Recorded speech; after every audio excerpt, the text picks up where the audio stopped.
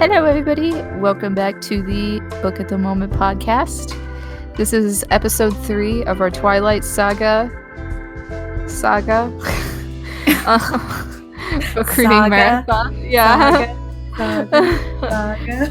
Echo. It's like, this is just kind of a marathon of Twilight stuff because we plan on doing the whole series. But anyways, I'm Athy. I'm Trisha. And I'm Megan. And welcome back. We're going to be covering chapters 6 to 10 in this episode, and we're going to try something a little different this time. We're going to be setting a 25-minute timer kind of for every discussion so that we have a little better of an idea of where to steer the discussion, because it's like, okay, we only have 10 minutes left. We kind of need to start closing off. I know our episodes have been like 2 hours long lately, so we're really trying to cut back because that's a long time. That's a long time. Right. We want it to be easy to listen to. Yes.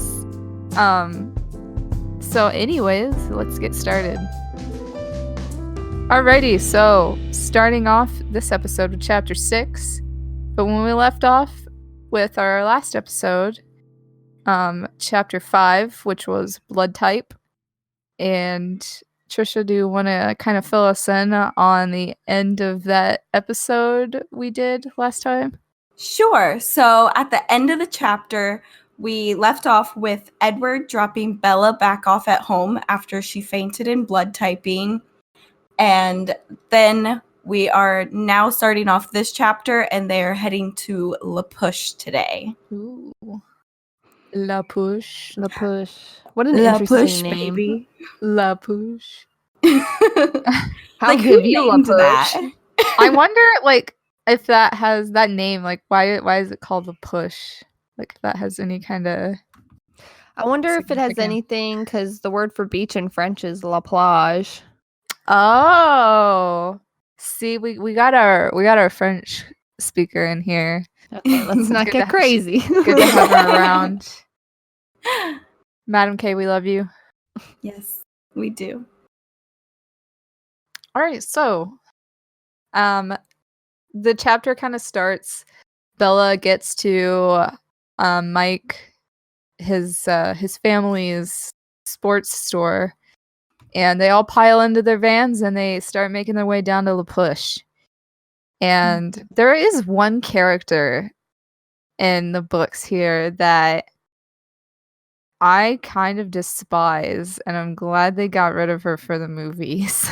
I know, Yes, I hate we're trying her. to focus more on the movies here than the books, but just referencing that because I know that most people have seen the movies. This girl is not in the movies. And I think she's just kind of a side character to cause emotional distress for Bella. Right. Add a little drama. Yeah, add a little of that Mean Girls Right. drama. Mm. Her name is Lauren, and Lauren doesn't really seem to care for anybody except for the boys in the group. Like, She likes. I know she likes Tyler. I'm fairly certain, because I think that's why she has a problem with Bella. Is because everyone wants Bella and yeah. Lauren wants Tyler. And What it seems just like to me. so people know, Tyler's the kid that almost ran over Bella. Yes. The one that got really... He was nervous, and didn't he ask Bella to the dance to try to redeem himself for the accident? Yeah. Yeah. At least that's what she thinks. Because we were like, what the hell? Like, I wouldn't even want to breathe in her direction ever again. Like, Right. and so Lauren is kind of in this friend group, even though she kind of seems to be there just for socializing with the boys. And the boys decide eventually that they're going to go on a hike around the beach, because why not? It's a nice day. And Lauren isn't wearing the right shoes for it. So Bella's like, guess I'm going on a hike because I'm leaving this bitch in the dust. Right. Good riddance. Yeah, good riddance. You So- sit by the fire and roast. So they ended up hiking to a tidal pool, and on the way, Bella ends up tripping and scraping the palms of her hands. And then, because she's so clumsy, that's why she thought about not going on the hike to begin with. Yeet. And then when they were at the tidal pools and Bella's like sitting there looking in, she's thinking about Edward and how he told her not to fall in the ocean. And she's like, oh, I better listen to him. He wants to keep me safe. He's kind of right though, because she's already scuffed her hands all up, and it's like, girl, you were just walking through the woods, like. Right. She's so clumsy. This is kind of a sidebar, but I looked up what La Push comes from. Oh, hey, thanks. Because I was just curious, and it comes Me from the too. French word la bouche, which means the mouth, because it's the Oh, mouth so- of the Quileute. I probably butchered that. The Quileute River. I think it's Quileute. Yeah. Quileute. That sounds better. I was like, sorry, I'm bad at pronouncing No, you're things. But, good. so I was kind of right, but also kind of wrong. And I know, like, the natives around kind of Canada, we're really influenced by, like, the French trappers and stuff that came through there. So there's a lot of French words involved in their language.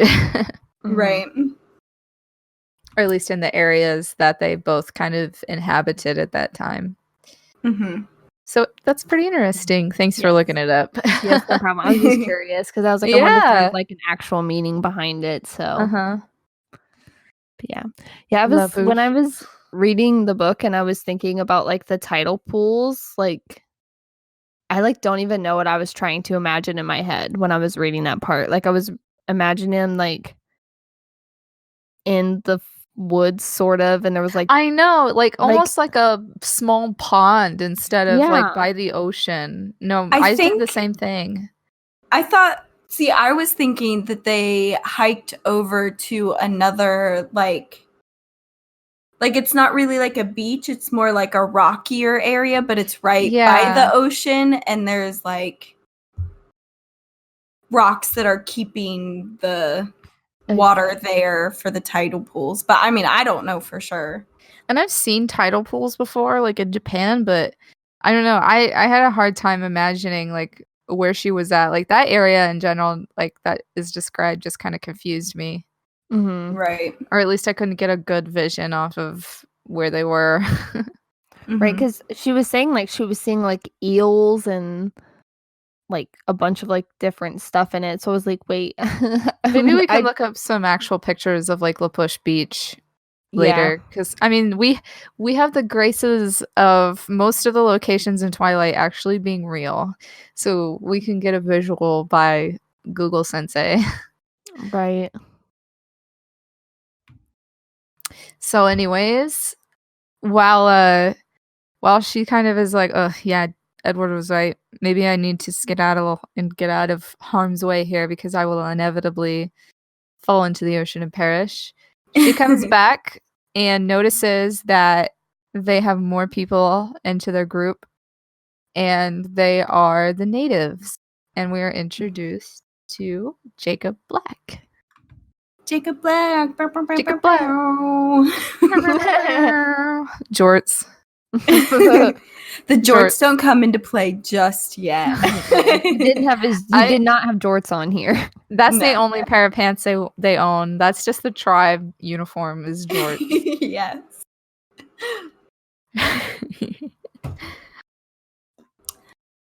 So yeah, Jacob mentions to Bella, like he has to introduce himself to her and remind her who he is because she doesn't really recognize him. Mhm. And he is he is the son of Charlie's best friend, Billy Black. Billy Black. So they used to hang out together they still do hang out together. And then Charlie would bring Bella along. Mm-hmm. Now, do we meet Billy at any point in time in the first 5 chapters? Because we're aware of him just because of Bella's dad talking about him a little bit in the beginning. But because I know that he, like, even if you've just seen the movies, you know he's in a wheelchair. And the reason why he sold his truck to Charlie was because he was in a wheelchair and he needed assistance driving. He couldn't drive the truck anymore. So maybe he had to get another car with like the proper stuff in it for people in wheelchairs to drive. And yeah, maybe Bella didn't realize that was Billy Black's son, and that's why he mentioned the truck. Right. But yeah, that's why she received his truck, is because Billy's in a wheelchair. And I know that I don't know if that's been covered in the first 5 chapters, but I don't think we meet Billy even in the first 10 chapters. Yeah, actually like meet him, which is weird to me just because him and Charlie hang out so much. Right. Well, not weird, surprising. Yeah. And so we find out that Jacob's only 15. He's a youngin'. He's a youngin'. I always interpreted him kind of being the same age as Bella, especially later on in the series, but no, he's a couple years younger than Bella. Mm-hmm. And I feel like the reason why Bella didn't really remember Jacob that much is because Bella was always put with Jacob's older twin sisters. So she wasn't really around Jacob that much. And he probably would have been too little for like, the age gap would have been too much for them to want to play together. Right. Because even though she was really young when she was still playing with the Black sisters. So like, Hugh must have been really young. Right. Oh yeah. Because is she 17? Yeah, she's 17. Yeah. Okay. Jacob mentions that his sisters haven't been around very much because one of them got married, and she would have only been around 19 when she got married. Mm-hmm. Bella notices. But who else got married around that age? Yeah, we find out later. But Jacob mentions that he's glad that the truck is off of his hands because I guess that his dad really wouldn't let him take on new projects because the truck constantly needed fixed. Yeah, so Jacob is working on a rabbit, right? 1980 something? Yeah. And he's looking for a motor. And he's like, "Hey, Bella, keep an eye out for your homeboy here." Yeah, as if like Bella would even like know if she I saw know, it. yeah. I think I even mentioned something about that. Yeah, I think she's like sarcastic, like, "Oh yeah, I'll totally get that to you." I feel like he's just trying to carry on the conversation, and then like she's just like, yeah. Right. So then I think Lauren mentions the Cullens. Like, didn't anyone think to invite the Cullens? She's probably trying to like make sure that the boys think that something's going on between her and Edward so that she can stick around with Tyler. Right. And she's probably trying to just start some drama with Bella, like trying to get her all riled up. Because she's a cunt. She's being shady. Basically. Yeah. And raggedy bitch. So when she mentions the Cullens' names, one of the older native boys says, "The Cullens don't come here." And Bella's like, "Ooh, what's up with that?" Why? Why? She kind of sensed some undertones in that one, like they don't come here, like not because they don't want to, but because they're not allowed. Right. And then this is when she kind of coerces Jacob into going on a walk with her so she can schmooze information out of him. Yeah, she's like, I bet I could charm if I flash my eyelashes hard enough. I probably could get Jacob to spill the beans. Yes. He dumping that tea out. Spill the tea. Bella said wig. Yeah. So it ends up that the Cullens don't come here is because they're supposed to be the cold ones, which we later find out is a natural enemy of their tribe because their tribe is supposedly ancestors to the wolf, or the wolf is their ancestors. So it's just it's supposedly just like a legend handed down from the generations of their tribe, but they are supposedly natural enemies to these cold ones, and everybody in the tribe, it's kind of like a unspoken law that they are not really supposed to associate with the Cullens because they're pretty sure that they are cold ones. And so natural enemies and with vampires and werewolves, I've noticed that a lot in different media. Just werewolves and vampires don't get along. Right. Twilight isn't an exception, and it's like a big plot point that they don't get along. So why do you guys think that vampires and werewolves don't get along? Well, I mean, honestly, I think it's just that they are strong enough to actually kill them. So I feel that was kind of like, because I did a little bit of research, at least on werewolves. And werewolves, like, there's lycans, which are a little different than werewolves, but I think they are technically like one of the original werewolves, like the original stories and stuff. Mm-hmm. But werewolves and vampires kind of are, I guess, like, if we're speaking in, like, if they were real, like, they have about the same amount of powers, and their powers are both something that would have like a natural opposite to them. So like vampires want to suck blood, whereas like werewolves' blood, even though they masquerade as humans, like even though they have blood, like it's not human blood. And blah blah blah blah blah, and like they can kill each other, and like cats and dogs. Right. I'm trying to, because there's like more information about it in like the illustrated guide, so I'm looking at that because I'm trying to see if it like gives like a definitive answer as to what it is. But I know that there's a part in here that says like when the first time a vampire came on their land, they discovered that the wolf protectors could kill vampires, but it was like a very evenly matched fight. So it wasn't like an easy thing to do, but they could kill them. But I'm like trying to figure out exactly why that is. So like, I think the tribe, I was always kind of under the impression that they started shapeshifting as a natural defense against vampires. But then when he talks about like the tribe kind of has their equal stories compared to like Noah's Ark, they tied canoes to the tops of the tallest trees to survive the Great Flood. Like they kind of have their equal stories that are specific to the tribe, and they supposedly descended directly from wolves.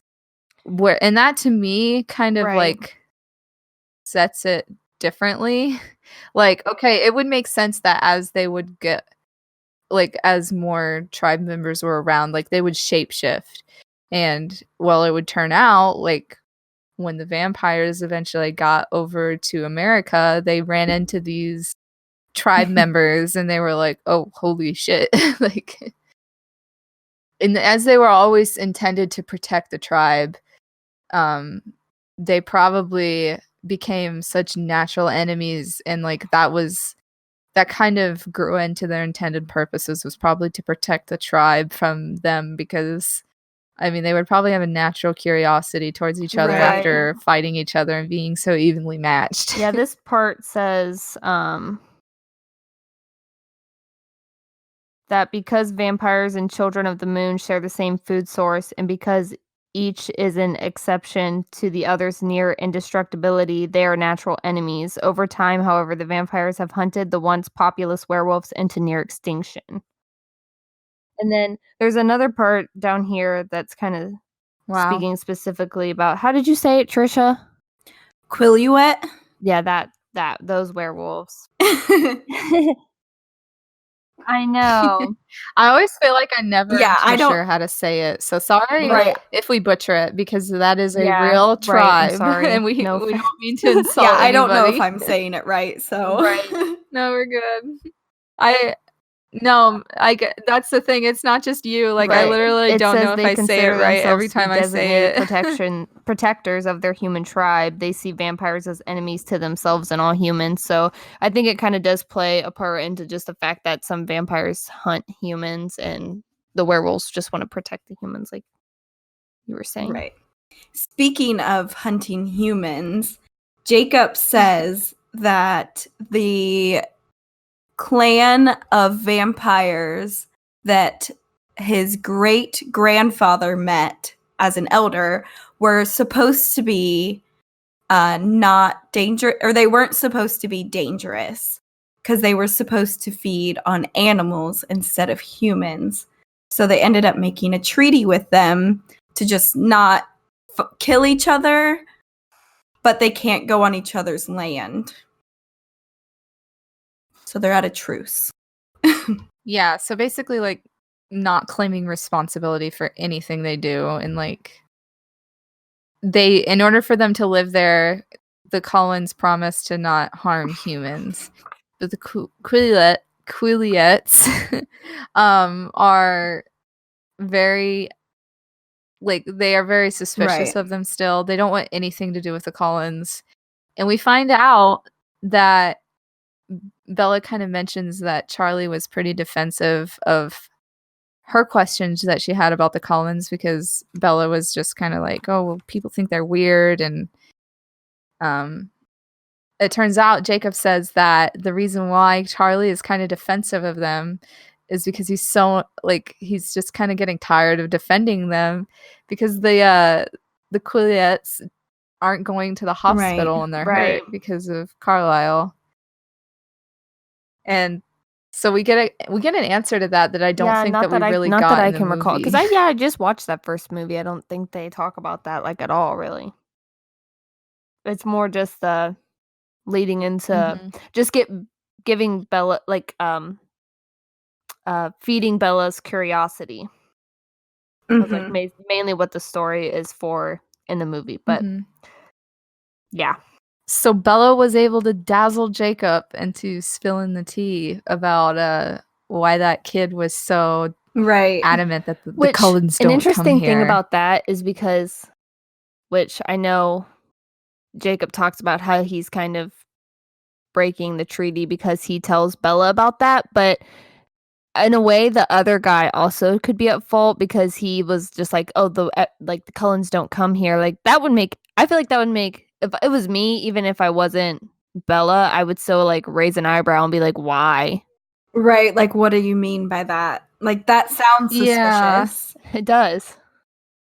And maybe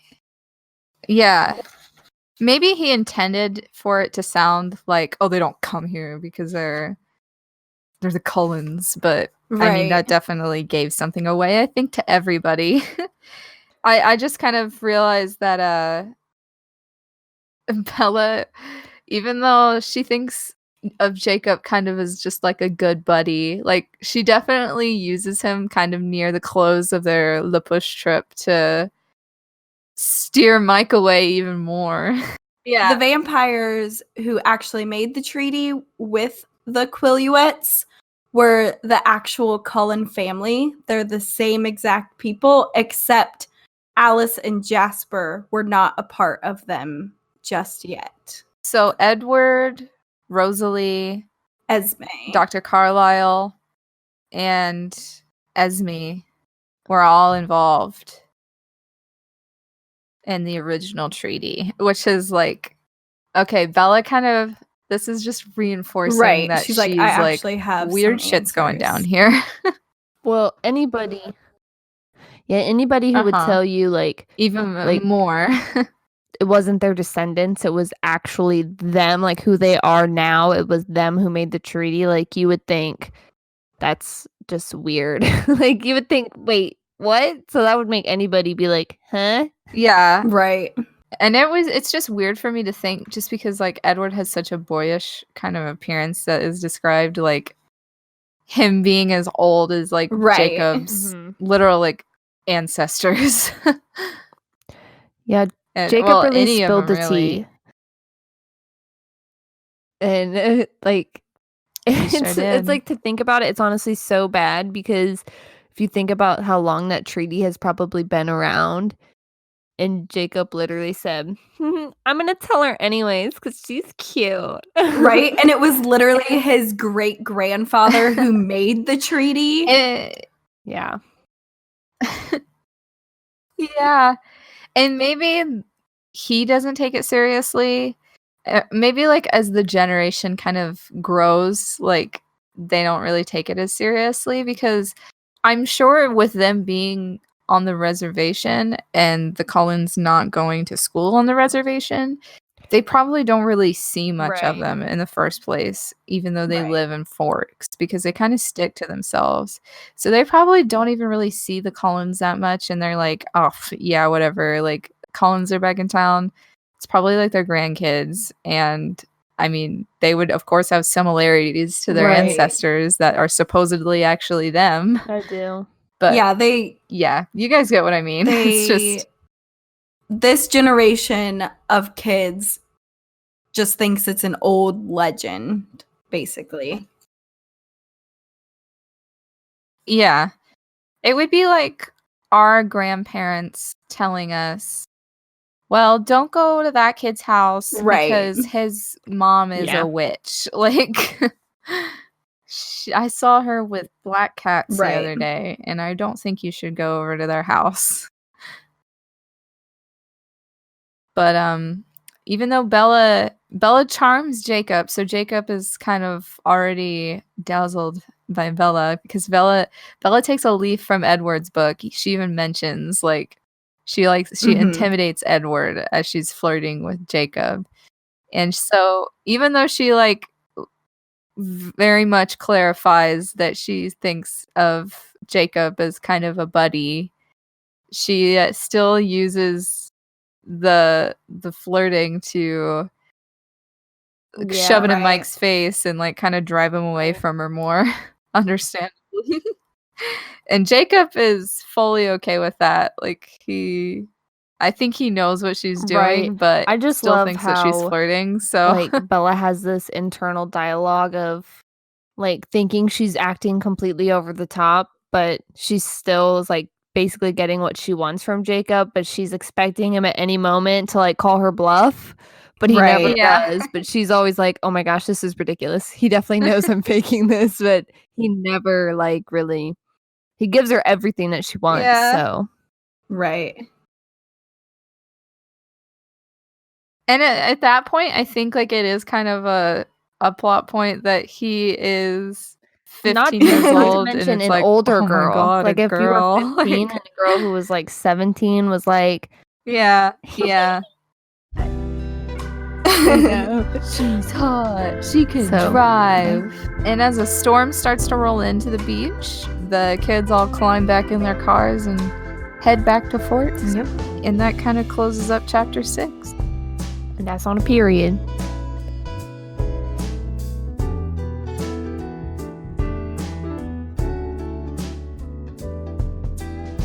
And that brings us to chapter 7, which is called Nightmare. Nightmares. So she basically gets back from the push, and she comes in, and Charlie's like, are you okay? You look like a hot mess. I'm sure she does, because hearing that the boy she likes might be a vampire.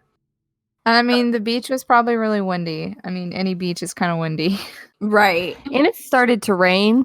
I mean, it's always raining, though. Thanks, You're Sad. Right. You just made me look like shit. No. Basically. And so she's like, well, I'm going to go lay down. So she basically puts on a loud CD and blasts it so she can't. And the CD even hear isn't one that she like specifically had an interest in. I guess it was one of the ones that Phil gave her, which is her mom's boyfriend. Husband now. Stepdad. Stepdad. Her stepdad. And I read at one point, because Stephenie Meyer kind of did like a Q&A on her website a while ago. This is still kind of back when everybody was talking about Twilight, but I'm a nerd, so I like go back and read about this kind of stuff. And Stephenie Meyer said, just kind of as a fun fact, that she intended for the band for Bella to be listening to as Linkin Park. And she kind of, I guess I could see it now kind of as like how she wrote about it being loud and whatnot. Like Linkin Park had like it was odd. Like I wouldn't consider it to be like a hardcore band anymore, just as our tastes in music are. Right. But maybe Bella did. Maybe Bella's used to more like of the soft stuff, and so. Right. Well, I mean, she was listening to Claire de Lune earlier. So. That's what I was saying. Yeah, and that was in. I think that was in the 5th chapter, because in the 5th chapter when Bedward. I want to take you to Bedward. When Edward was listening, that was the 5th chapter, wasn't it? When Edward was listening to the music, and she was like, "Oh, yeah. This is okay." Yeah. I actually liked Bella listening to the CD that Phil gave her, because she really focused on like learning the words and like listening to the melody, and it was a CD she originally didn't like, but at the end of it, when it like completely drowned out all her thoughts, she actually like realized she kind of liked it, and she said that she'd have to thank Phil again for it, because at least so far we don't really obviously get to hear a lot about him, so it's just nice to see or read that. Right. And I feel like that's how I was when I first started dating Alex, because like before I really only listened to like pop or like some pop punk, but not really.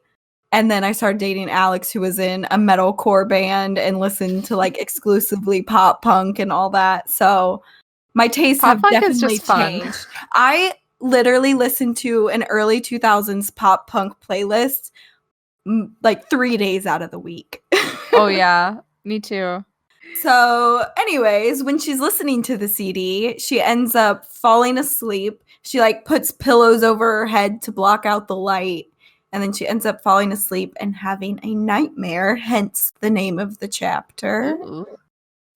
Nightmare. So basically in the nightmare, she woke up in a forest, and there seems to be a light coming from one side, and Jacob is pulling her hand, yelling to run. And I think Mike's there too, telling her to run. Which is so weird to me. Like, that is so fucking random. Like, Mike's just kind of off on the side. Bella, you gotta run. You gotta get out of here, Bella. I mean, like, that's like, Mike, though. Yeah, that's true. He's kind of like he kind of goes and continues on like, oh yeah, I gotta protect Bella. Like, right. I feel like I could see that. Mike is in her dream, because I feel like Bella probably feels like if anybody really, really does not want her to be with Edward right now, it's Mike, because Mike wants to be with Bella so badly. Just like a peanut gallery of dudes that don't want her to be with Edward. Yeah, he makes it like so obvious, so it makes sense that he'd be the one telling her like, you need to run away from him, because run away from him and run towards me. Right. That's yeah, and I guess I see Jacob more as like somebody who would want her to run because of just what happens later. But right now, I guess he isn't too big of a character, and that would be why somebody else would be there. So I could see that now. Right. And so basically in the dream, they're telling her to run, and then Edward steps out, and it's like, there's like a light coming from where he is, and he smiles at her, and his teeth are pointed like a vampire. And he's like, she takes a step towards her, or towards him, and Jacob like isn't there anymore. There's a wolf there. And the wolf pounces, and she screams, "No!" and wakes up. And she said that she was screaming no, not for in fear of the wolf, but she was afraid for Edward. She didn't want him to get hurt. Poor dude. And do you think like so Bella always talks about how much she loves the sun. She loves the light. Like I kind of identify with that because I can get seasonal depression pretty easily. I just have to stay busy. So I kind of get what she means. But do you guys think that since Edward is the light in her dreams, she's kind of drawn to him because he is light? Like she kind of sees sunlight in him. Yeah, I mean, I could see that. Like, he's the light of her life right now. Oh, nice. I'm here all night, folks. Here all night. Thank God. So it's 5:30 in the morning when she wakes up. She's like, "Oh God, it's so early," but she can't really get back to sleep. Right, and she was asleep and like she fell asleep with like her shoes on, like all her clothes. She said her braid in the back of her head was killing her. Stupid bitch. Everything wants to kill Bella. True. Even her braid. Yeah. My wig. So then she decides to look up vampires, do a little research. You know, all three of us are super good at researching shit. If you ever need us to look anything up on anyone, we're your people. FBI, ATM. Can you kind of see where we're going here? Like, yeah. But she did talk about how her computer, she had to wait for a long time for her computer to boot up and to like connect to the modem, and she had to close out of all this pop-up ads, and I'm like, oh God, it's taking me back. I know, especially like my parents' house is still like that pretty much. Like, God forbid you get desperate and need to do something on the internet at my mom and dad's house because you're going to be there for about 20 minutes. Right. The internet in the country is so bad. Yeah. And back then, I bet, even though they were in Washington, Forks probably didn't have the best internet. Right. Especially with all those trees and it's like raining all the time and shit. Oh, for sure. And she gets a bowl of cereal to eat while she's doing her sneaky research. Yes. I wonder what kind of cereal it was. What do you think she grabbed? She probably eats like Honey Nut Cheerios because she's a responsible adult, basically. It was probably Count Chocula. Oh, chocolate. Or like Reese's Puffs, peanut butter chocolate flavor. Or like, I mean, like the French toast cereal was still a thing back then, wasn't it? Oh, I loved that stuff. So. Or Bella, Cookie Crisp. If you're smart, you better be eating Cookie Crisp or French toast cereal right now, girl, because she could have been eating. It's going to be a rare delicacy in 2019. Mm-hmm. Do you guys remember Oreos?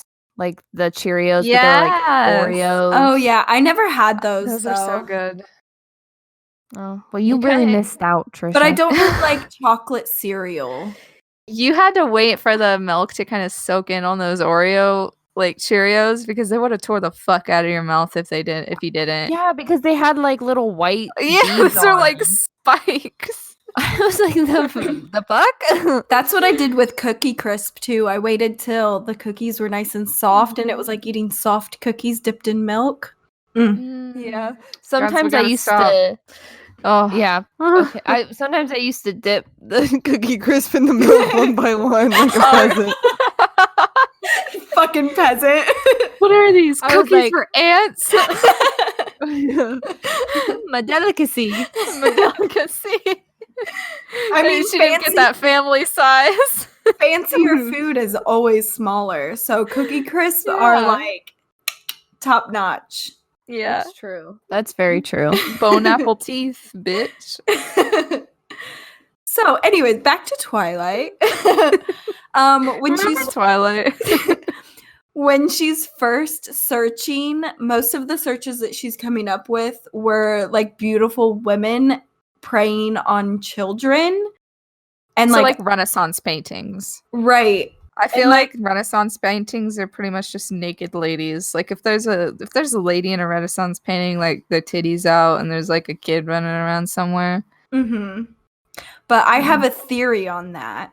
Okay. And I have a theory I always that love to hear about these, like the actual, like kind of historical stuff that might actually kind of have a part in this. Right. Like I have a theory that, like, if these are if vampires are real, that women vampires, since they can't have children, were preying on children because they were jealous of the women who could have children, so they were taking that away from them, like it was taken away from them when they were transformed into a vampire. And to piggyback off of that one, so I kind of have I think the Bible is really interesting. Like, kind of, I'm gonna get too political, but like, even just as a story, I think the Bible is interesting. It's 1,000-year-old book, so I mean, it's cool. And some people believe that Adam had a wife before Eve, and Adam's wife before Eve was named Lilith. And Lilith was, I think, banned also from the Garden of Eden. And I forget why exactly, but she eventually kind of became the mother of demons. Wasn't it because she couldn't have children? Something like that, yeah. And Lilith was like beautiful. She had bright red hair. And I mean, I think like vampires were also like some people actually consider Lilith to be one of the first vampires because she would take people's children and turn them into demons. And I think like some people think that like the bad in the world kind of came from her. Like she wanted to take like the sinner's children and turn them into demons. And I don't know how accurate I am on this because this is purely based off of like just videos I've watched on YouTube about it and like research I've done on my own time, because I think like, I don't know, like the bad parts of like that kind of stuff are really interesting, or like because like some like parts of the kind of religions based off of the Bible don't believe in Lilith. And I think it's like, I think it might actually be like Jewish. I think like the Jewish sect of everything, I think they might have a belief in Lilith. And I'm sorry if I'm totally getting this wrong, but like I said, I just see it more interesting as a story and not so much fact. Right. So maybe that has something to do with it. Yeah. Too, like Lilith, like stealing people's children. Yeah. Sorry, I went off on like a tangent. No, you're fine. Yeah, I was looking her up because I've honestly never even heard of that before. But another thing here said that she was like also considered stronger and more intelligent than Adam was. And that was like not okay because she like wouldn't listen to like Adam's commands. She a boss ass bitch. Yeah. Bitch. Yeah. Nobody fucks with Lilith. Nobody fucking with Lilith. And I know like I also kind of started researching her because the anime Neon Genesis Evangelion kind of references her. And I'm like, who the fuck is Lilith? Yeah. But she was one of the original humans in that anime. So in the Shadowhunter series, they mention Lilith because there's like, I'm pretty sure she was like the first vampire or something, or she was a demon. I can't remember which one it is right now. But in that universe, vampires have demon blood.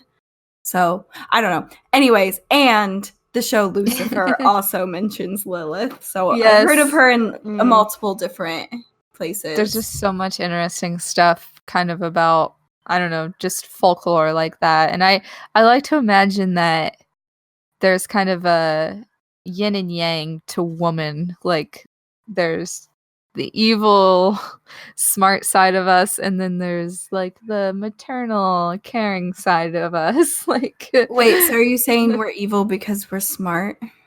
Yeah. Yeah. Intelligence is the devil. For women, at least. We're supposed to be stupid. Yeah, we're supposed to be barefoot in the kitchen. Mm-hmm. Popping out babies every year. Mm-hmm. No thanks. So, anyways, back to Twilight. Yeah. Once again, here we are. This is kind of a shorter chapter, though, so yeah. It's okay. So also in her research, she found this one vampire. I have no idea how to say his name. Stragani Benefici, I think is how it's pronounced. I'm assuming I think that's an Italian word, or maybe like it has kind of a Latin base, but I know it's like a friendly Italian vampire in the book.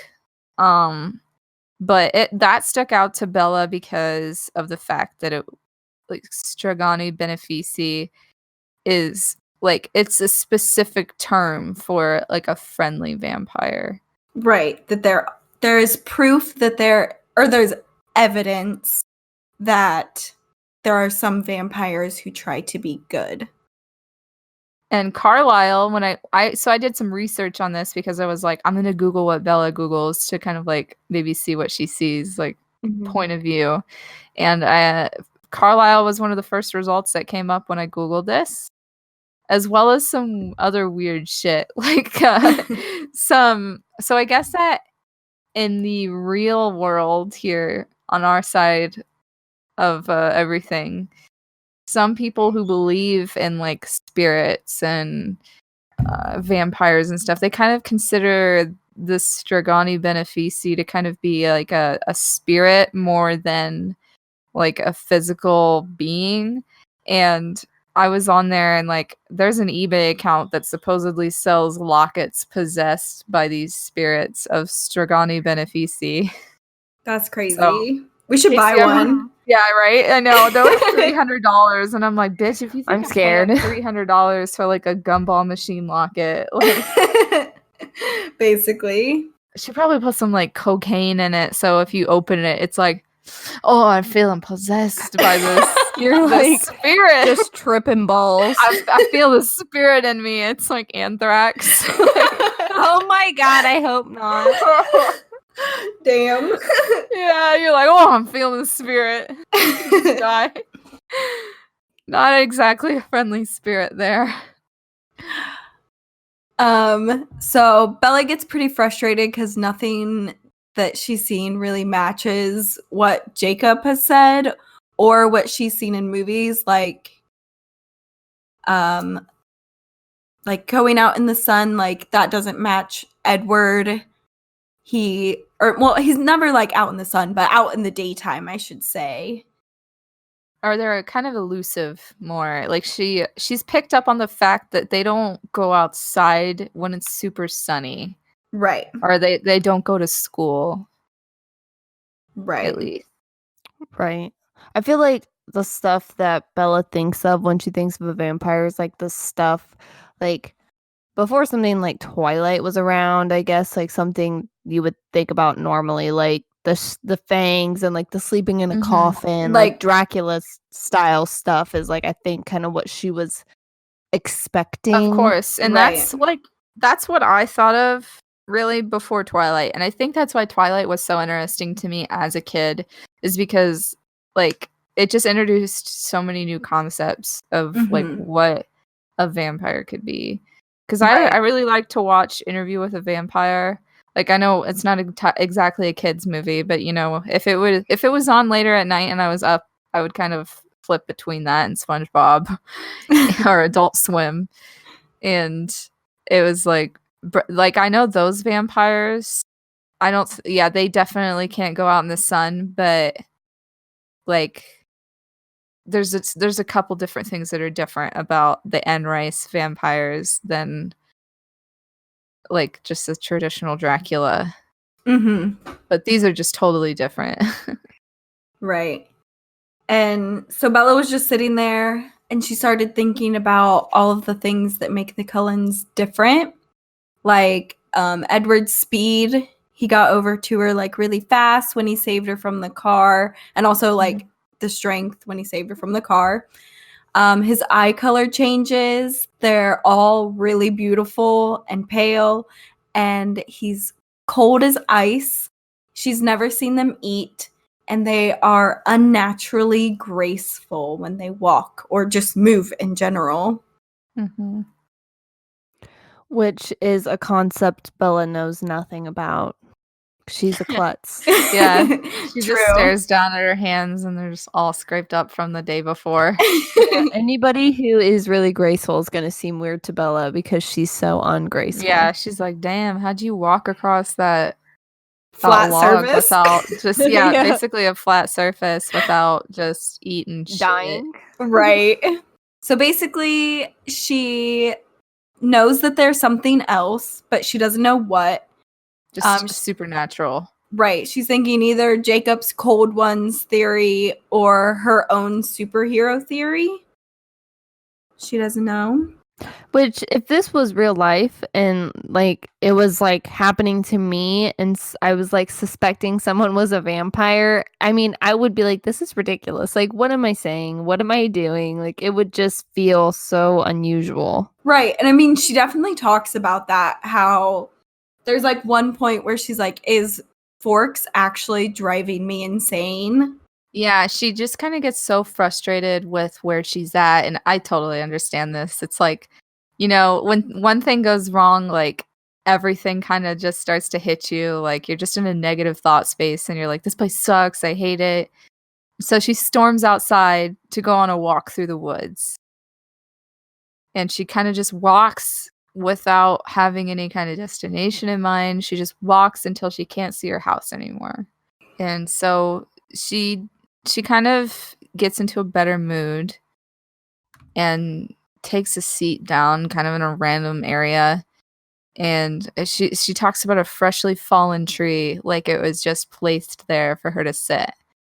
And so she thinks about kind of like, well, all right, like I've kind of done my research. Like they're definitely not normal. What do I do if they're a vampire? Like, do I just kind of accept it? Or do I stay away from him? I mean, like she's just trying to kind of come to a conclusion on what her plan from here on out's going to be. Right. And when she's thinking about like, should I actually take his advice and stay away from him? Because he did say he was a bad guy, the villain, and he was dangerous. But anytime she thinks about like leaving him, she's like in agony because she doesn't want to leave him. She's already constantly drawn to him, and like they haven't even really started any kind of relationship. Like she doesn't even know if Edward considers her to be a friend. Right. Tough times. Do I date the vampire or not? You always date the vampire. Always take this vampire, you crazy bitch. Take him. Take him. So the next day, she woke up and it was a sunny day. Yay! Bella loves the sun. Except that Edward wasn't at school, so she's very disappointed. So when she gets to school, she sits out at the picnic table, going over her homework, daydreaming, and Mike comes up and like kind of asks her out, and she's like, no, thank you.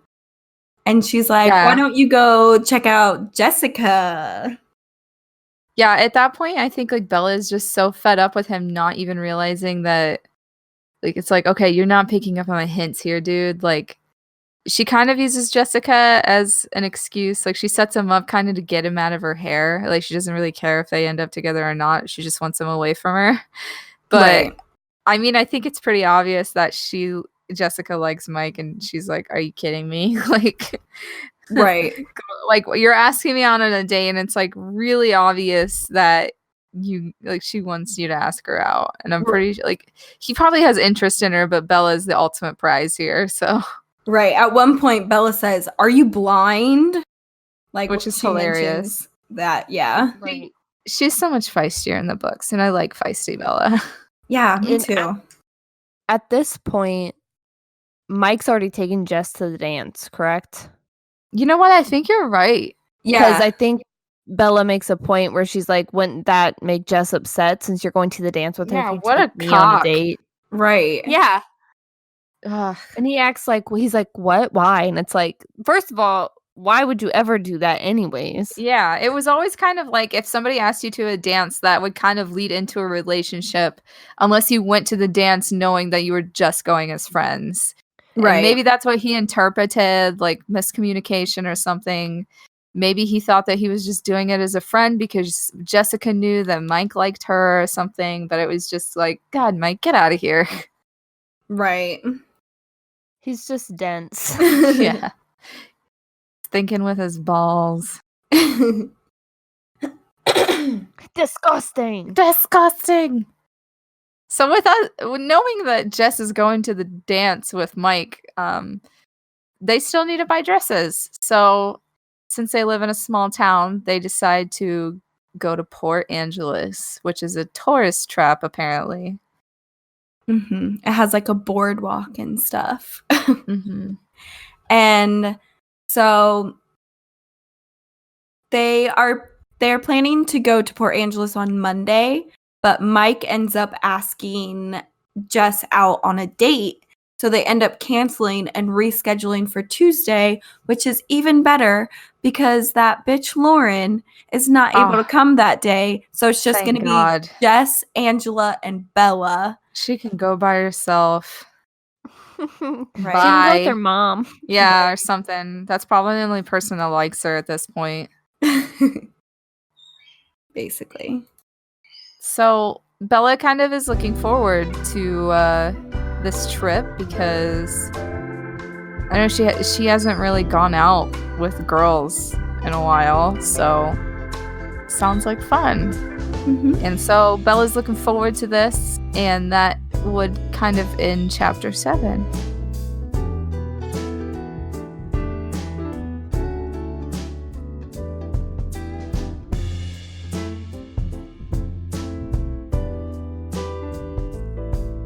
Chapter 8, Port Angeles. So they decide to go to Port Angeles after school. And I kind of was under the impression from the movies that Port Angeles was pretty far away. But I guess it's only about 45 minutes. Am I alright? I think? Yeah, I think like an hour-ish. Like an hour, 45 minutes. Yeah. And so they get off from school. Bella runs in the house. She brushes out her hair and she gets in the car with Jessica and they head out. Do they ride with what's Angela? the other girl's name? Angela. Yeah, I thought they go and pick Angela up. Yeah, they go and pick Angela up and they head out to find some dresses for prom. And / girls' choice dance. Right. Yeah, this one isn't prom. Okay, yeah, girls' choice, but yeah, it's a dance. It's prom. We're boomers. We'll just call it prom. Everything's prom mode. Yeah, this is homecoming. This is homecoming. Yeah, and then they have prom. I don't know why they don't just call this homecoming, but yeah, maybe that's just not a thing there.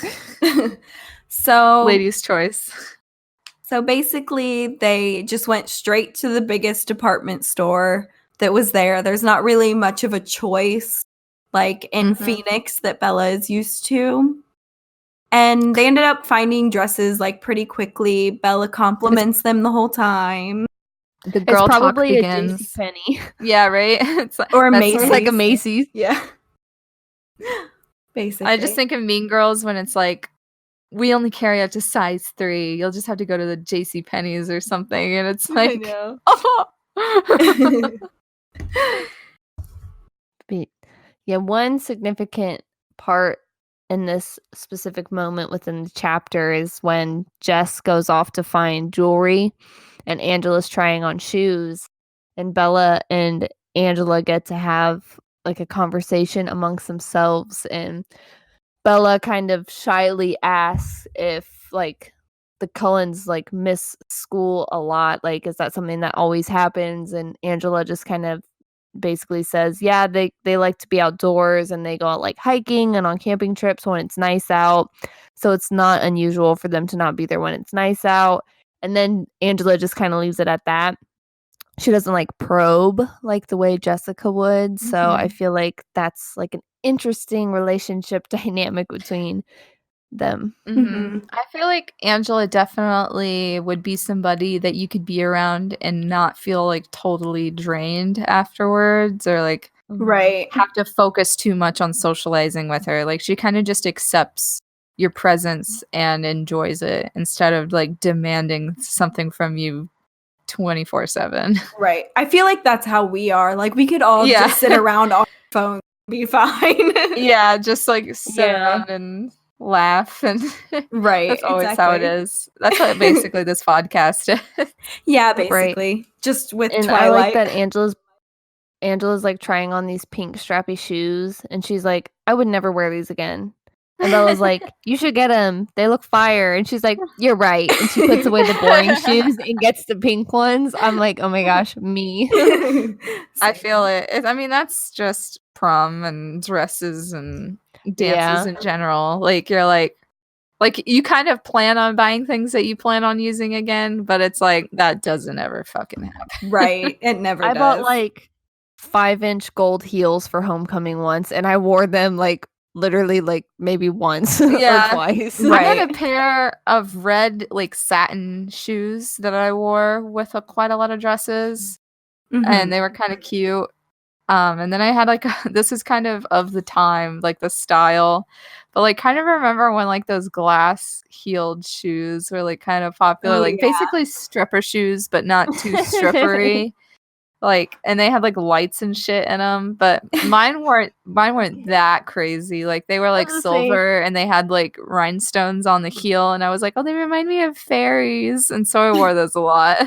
I was about to say, I want to say, girl, the way you described them, it sounded like a stripper shoe. Yeah, they basically were like just toned down, like just like they're not as high up. Like those were stripper shoes, dude. Like they just weren't as tall. And I mean, right around the time that they were.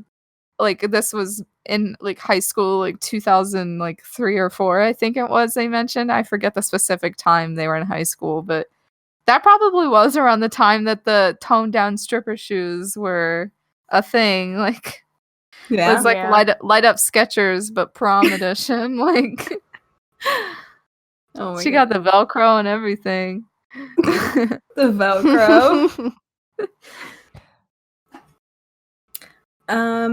So yeah, they are now done shopping. It was a pretty quick decision.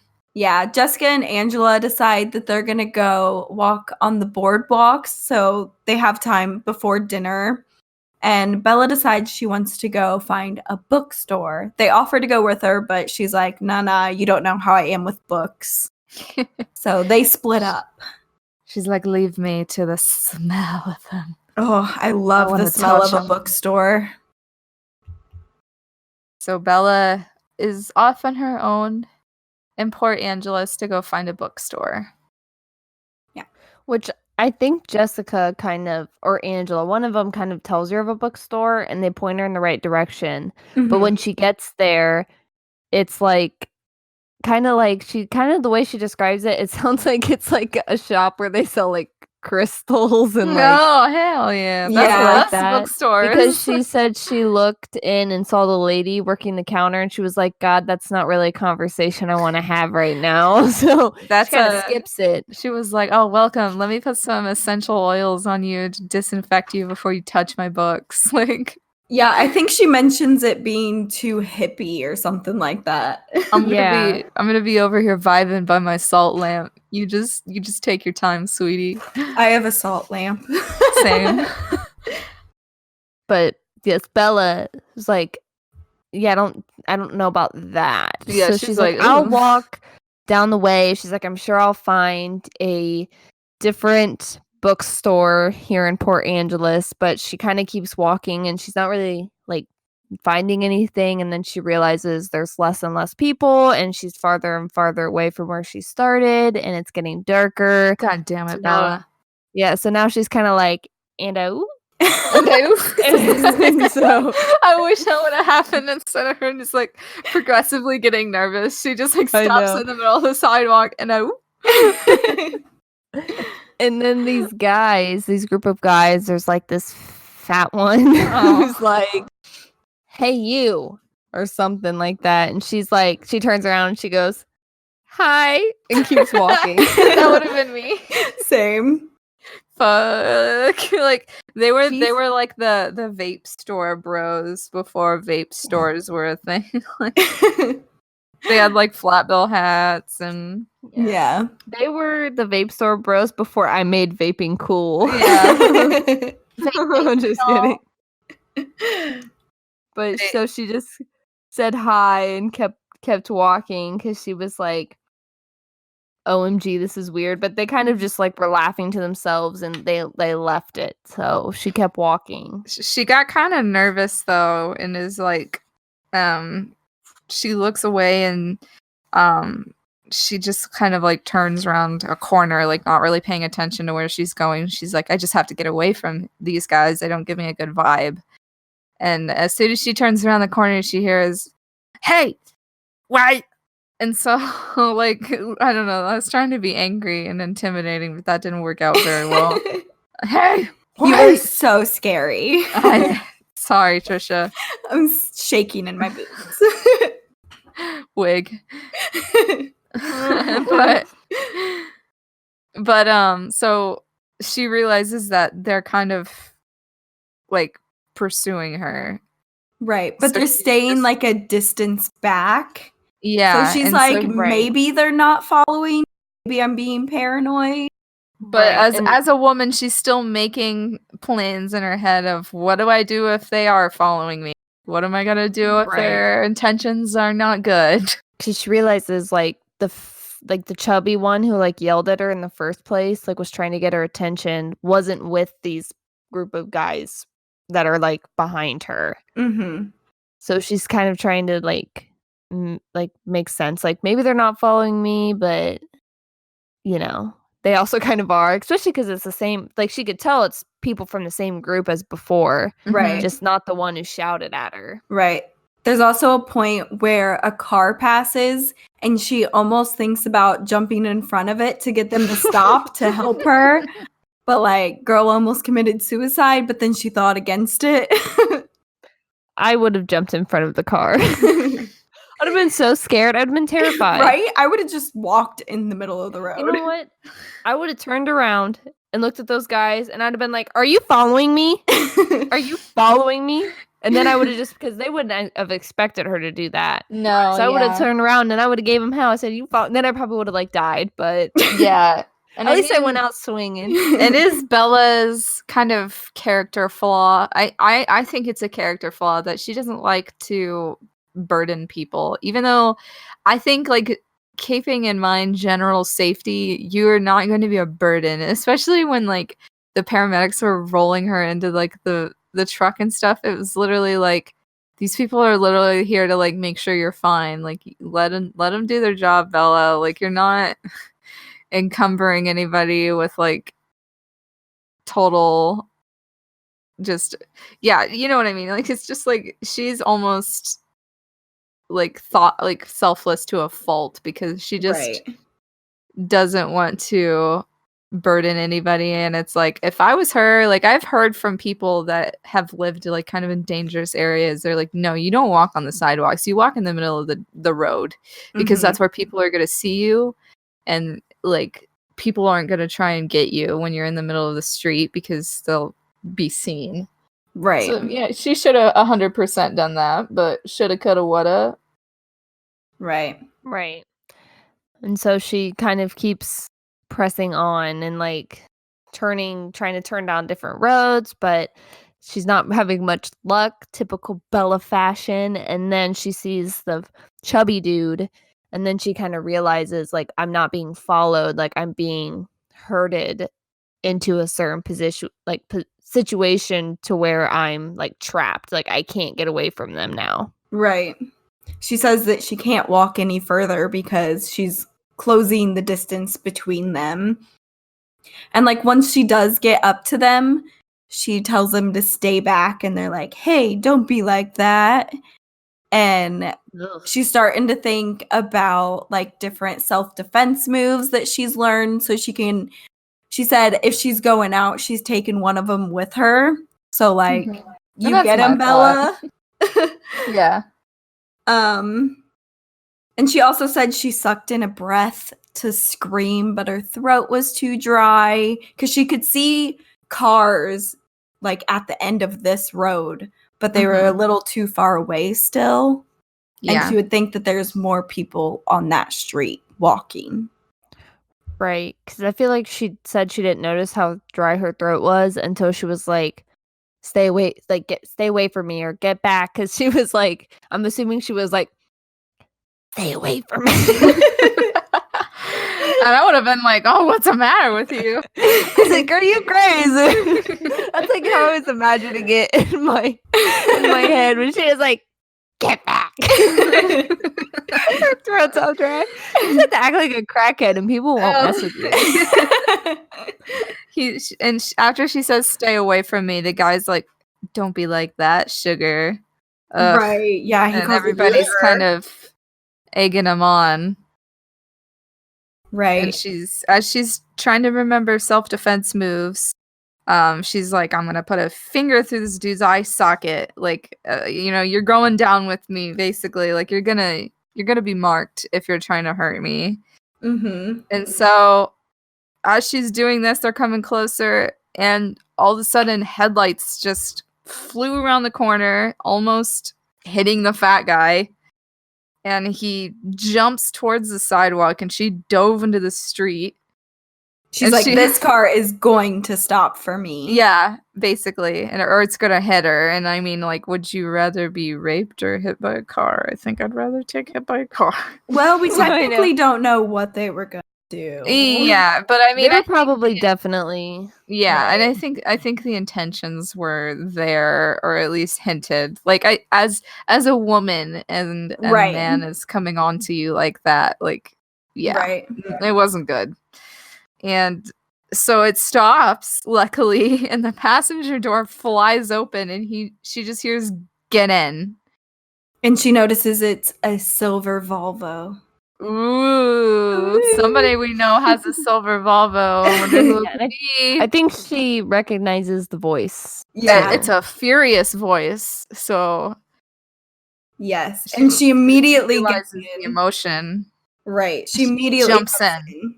Imagine if it wasn't Edward. It'd be like when you accidentally get into the wrong Uber. You're like, oops.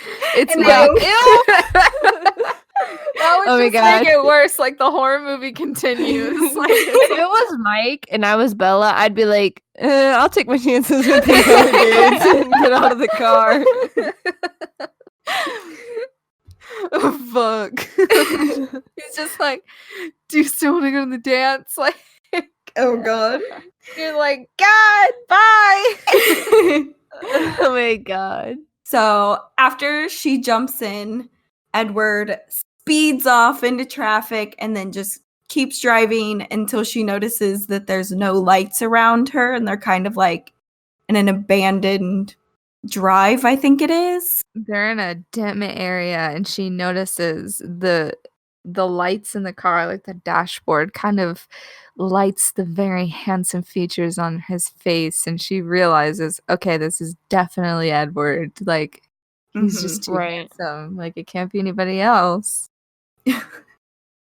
And I think while they're driving, this is where, like, Edward's kind of like, distract me. Like, you need to distract me. Or is that when they're stopped? I'm pretty sure that's when they're stopped, because he's covering his face.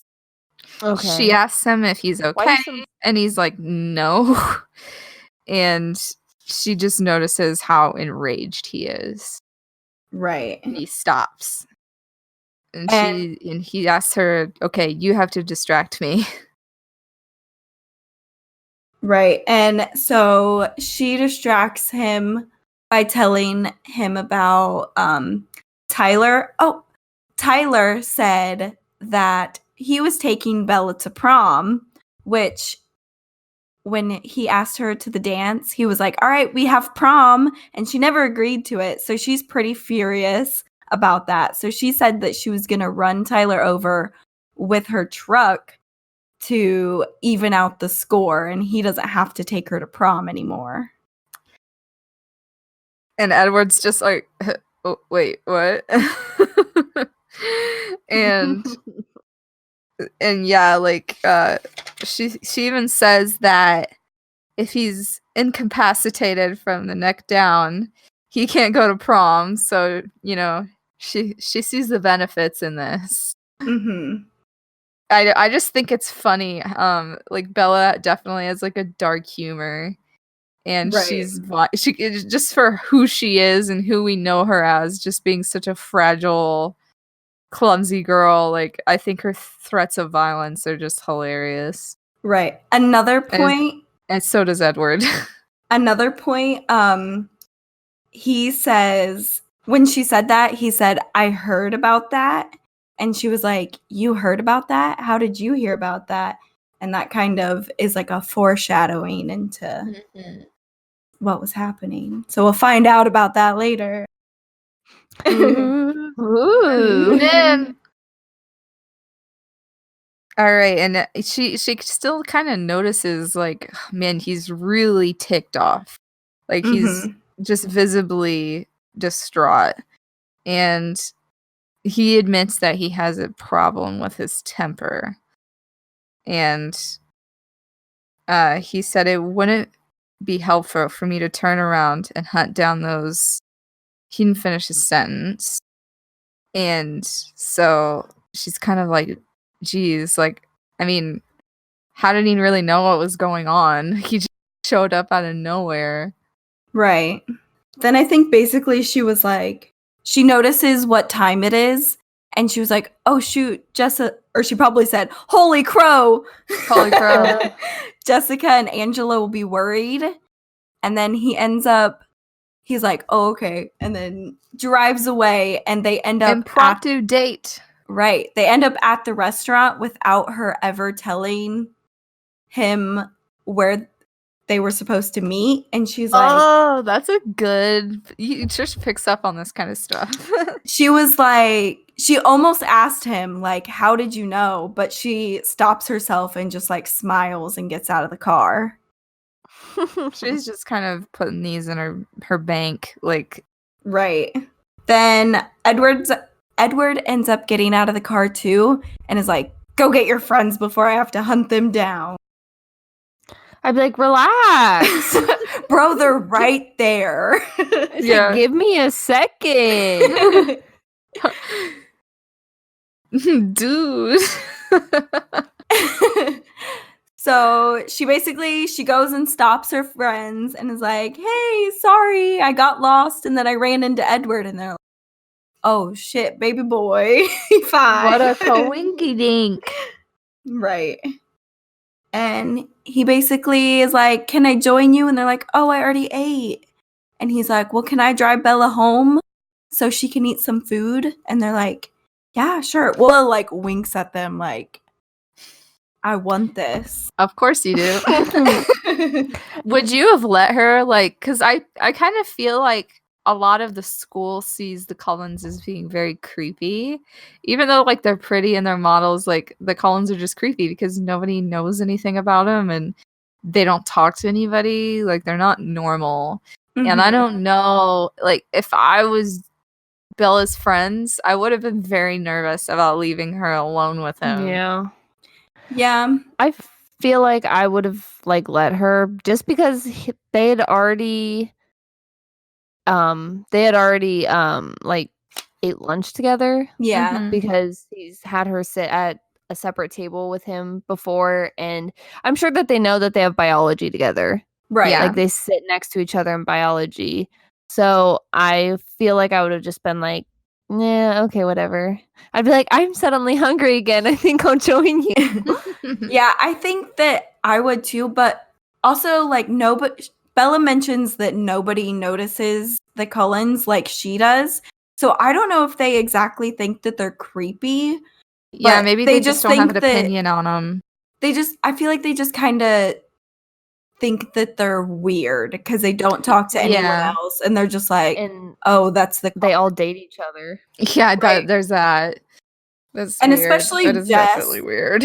Like Jess already has a crush on Edward, so she definitely was like, "Oh yeah, Bella, you get some." Like she is all for it. And I think that part of the reason Jess is like kind of go ahead is she like wants to know like details, right? Like she wants to. I feel like she wants to know more about Edward because she's like, why isn't he? I feel like Jess wants everybody to want her, but nobody wants Jess. Yeah, basically. And of course, Bella gives kind of the hint with winking that she wants to be with him. So, I mean, good thing that they were paying attention enough to realize that she was doing that. Right. And so they head into the restaurant, which is an Italian restaurant. Isn't it named like Bella something? Yes, in the movie, it's actually named something like that. I think in the book it is too. I don't know if it ever mentions a name or not. It does. I know it does. Oh my god. La Bella Italia. Yep. It's in the book? Okay. So we have a confirmation that the name is La Bella Italiana. Oh. And so they head in to this very sexy Italiano restaurant. And sexy. So it's me, Mario. Welcome to my restaurant. It's like just Mario in the front, and the waiter's Luigi. Oh Lord!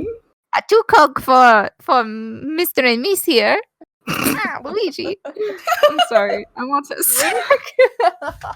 I'm Luigi. I'm gonna win. It's me in my Italiano.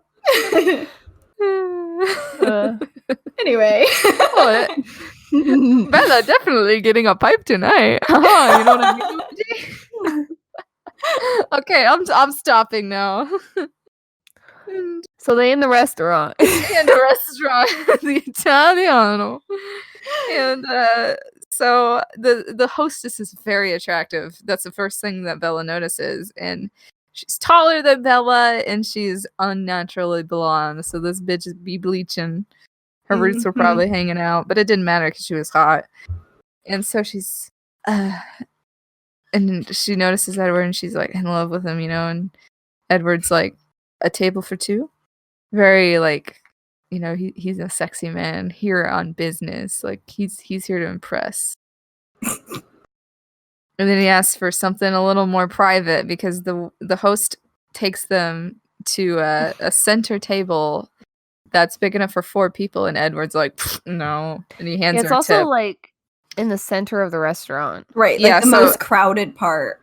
He can't be telling her any of his little seeky secrets, and so he asks for something a little more private. And he forks over a big old tip. So this waitress is just like, oh, of course, sir. Yes. He probably didn't even need to tip her. If he would have just asked, he probably would have. If I was the host, I would have just been like, yeah, sure, whatever. Right. He probably would have kind of annoyed me, no matter how attractive he was. I would have been like, what, is this table not good enough for you? Like, right. Why do you need a more private area? Where I put you. Like, if I catch you guys getting it on in this booth, I'm gonna be real mad. I'm not gonna be wiping nothing down. Right. So she ends up leading them to a booth, and Bella's like, oh, that hostess is definitely telling the server, like, how hot Edward is, stuff. And the server comes out and instantly attracted to Edward, obviously, but Edward isn't paying any attention to her and is only focusing on Bella. So he definitely likes her. And she's like, okay, like, you have to realize, like, the chaos that you just, like, taken this restaurant to. Like, every woman in here is just freaking out about you. And she's like, you have to know the effect that you have on people. And right. He kind of pulls a little puppy dog on her, and he's like, tilts his head to the side, and he's like, do I dazzle people? And she's like, of course you fucking do. Well, like, she asked if he dazzles her. he asks, yeah, she's like, well, do you notice? Like, you haven't noticed that you dazzle people? Mm-hmm. And she's like, do you think everybody gets their way so easily as you do? And Right. I mean, he ignores her point and asks if he dazzles her. Right. And she's like, "Oh, daddy." Oh, he knows. He just wants her to admit that. Right. He has to know. He takes humor in Bella, a normal human girl, just seeing how much more better, I mean, vampire people are. Like, silly human. Look how much better I am than real people. Sometimes he comes off as really pretentious. Yeah, he does. But I love him to death, but sometimes I'm just like, come. Like, if it was me, I'd be like, seriously, like, how could he not though? Shut up. Just at some point, like, you know, like, I mean, if you're like hundreds of years old, you're gonna be pretentious. Yeah, it's gonna be hard. You come from a different time. Yeah, right. Like I said, he just takes humor in Bella kind of being amazed by him, I think, because he's kind of the one that, I mean, even his own family kind of thinks he's weird to a point. Like, right, his abilities make him weird. Him and Alice. Right. I know we haven't really talked much about Alice, but yeah, and we'll learn about more. We'll learn more about Alice. They're like best friends. They're besties. Right. And so basically, after the dazzling thing, Edward thinks that Bella should be going into shock, and she's like, no, I'm good at repressing bad things that happen to me. So, like, who hurt you, Bella? Yeah. Who hurt you? She's just, it's starting to sound less like Bella is this extraordinary average girl and more like Bella has like depression. Like, girl, we've all been there. Like, you gotta go talk to somebody, maybe. Like, right. And so she's drinking her Coke and she like shivers and she's like, oh, it's just the Coke. But he hands her his jacket and she #gentleman mentions that it smells really good. And she's like, ooh. But it wasn't like a cologne smell. So it wasn't artificial, like he didn't put cologne on. It was how he smelled. So what do you guys think that Edward smells like? That would be alluring to draw people in. Mm-hmm. Wood. Well, but she describes fresh pine. She describes it as like sickly sweet. Sickly sweet. So I feel like it's more like, oh, I don't even know. That perfume. A tomato. A tomato. Corn. I got tomato on the brain. I was thinking, oh my god, cornbread. I was gonna say McDonald's French fries. Like, oh Lord, he smells like Subway. Probably smells like Sweet Pea from Bath and Body Works. He smells like that. There we go. My Edward smells like what are those called?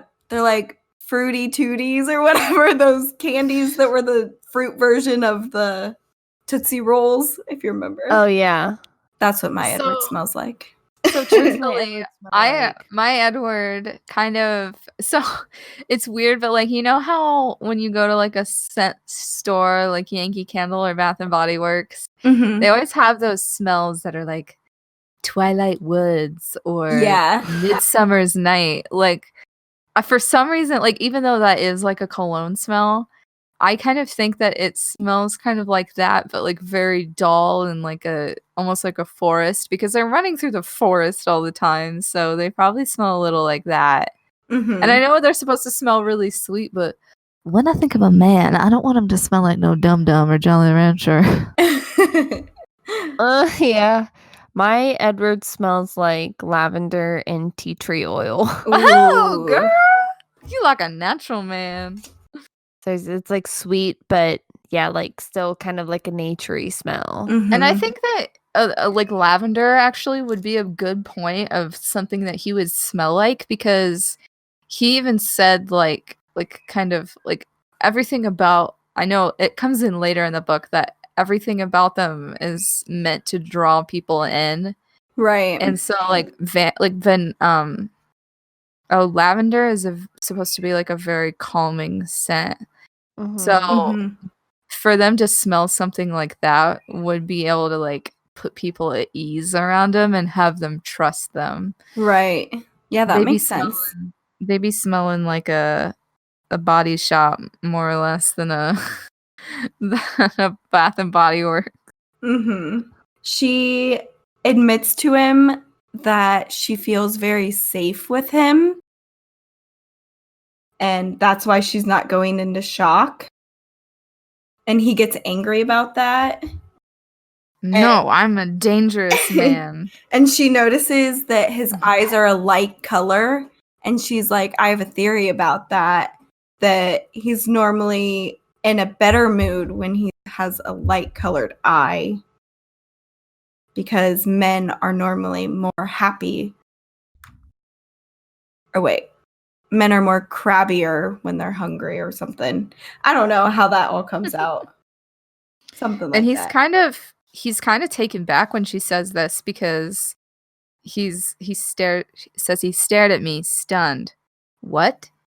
And I think that this took him back because of how observant Bella is with him. Right.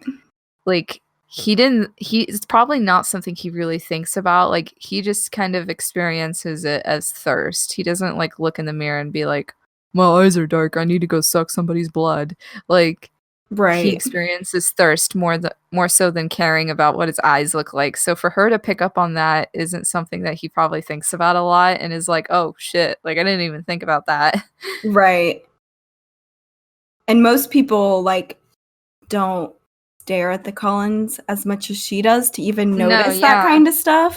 They probably don't even really let him get close enough to do that. Like, and just thinking about like being in school and like, I don't know, just looking around and like I was sitting at a desk or something, like classmates aren't going to be sitting really close enough for you to notice like their eyes are changing colors unless you were really paying attention to them like Bella was. Right. Or you were like friends and you knew like Trisha has blue eyes, but what the hell? Today they're green. Like, right, exactly. Yeah. So he's really taken back on this and he's like, oh, well, moving on. Right. And she kind of feels smug about it, I think. He also asked her where she came up with this theory and asked if she got it from a comic book again or a movie. And she says, no, she didn't come up with it on her own. And she'll tell him more in the car. And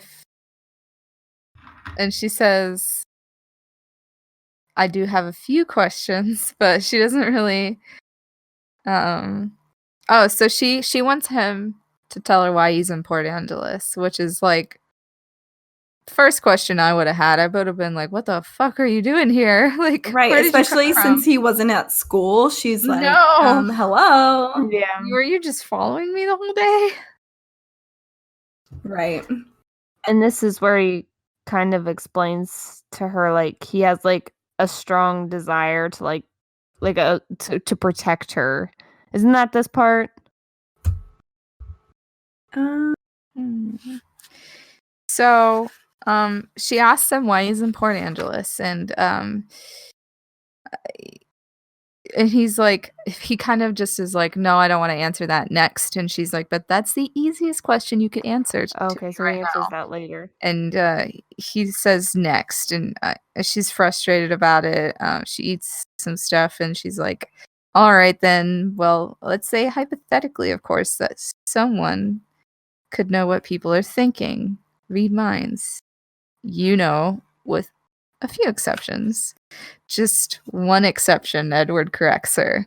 So she's like, okay, I've noticed this too. Spill the beans. And I think after he realizes Bella is picking up on so much, he kind of gives in. Right. And he's kind of telling her everything now. Yeah. And I feel like he's like, oh, I have to tell her now. Like, she knows all this stuff and I randomly saved her. Like, she has to know how I saved her.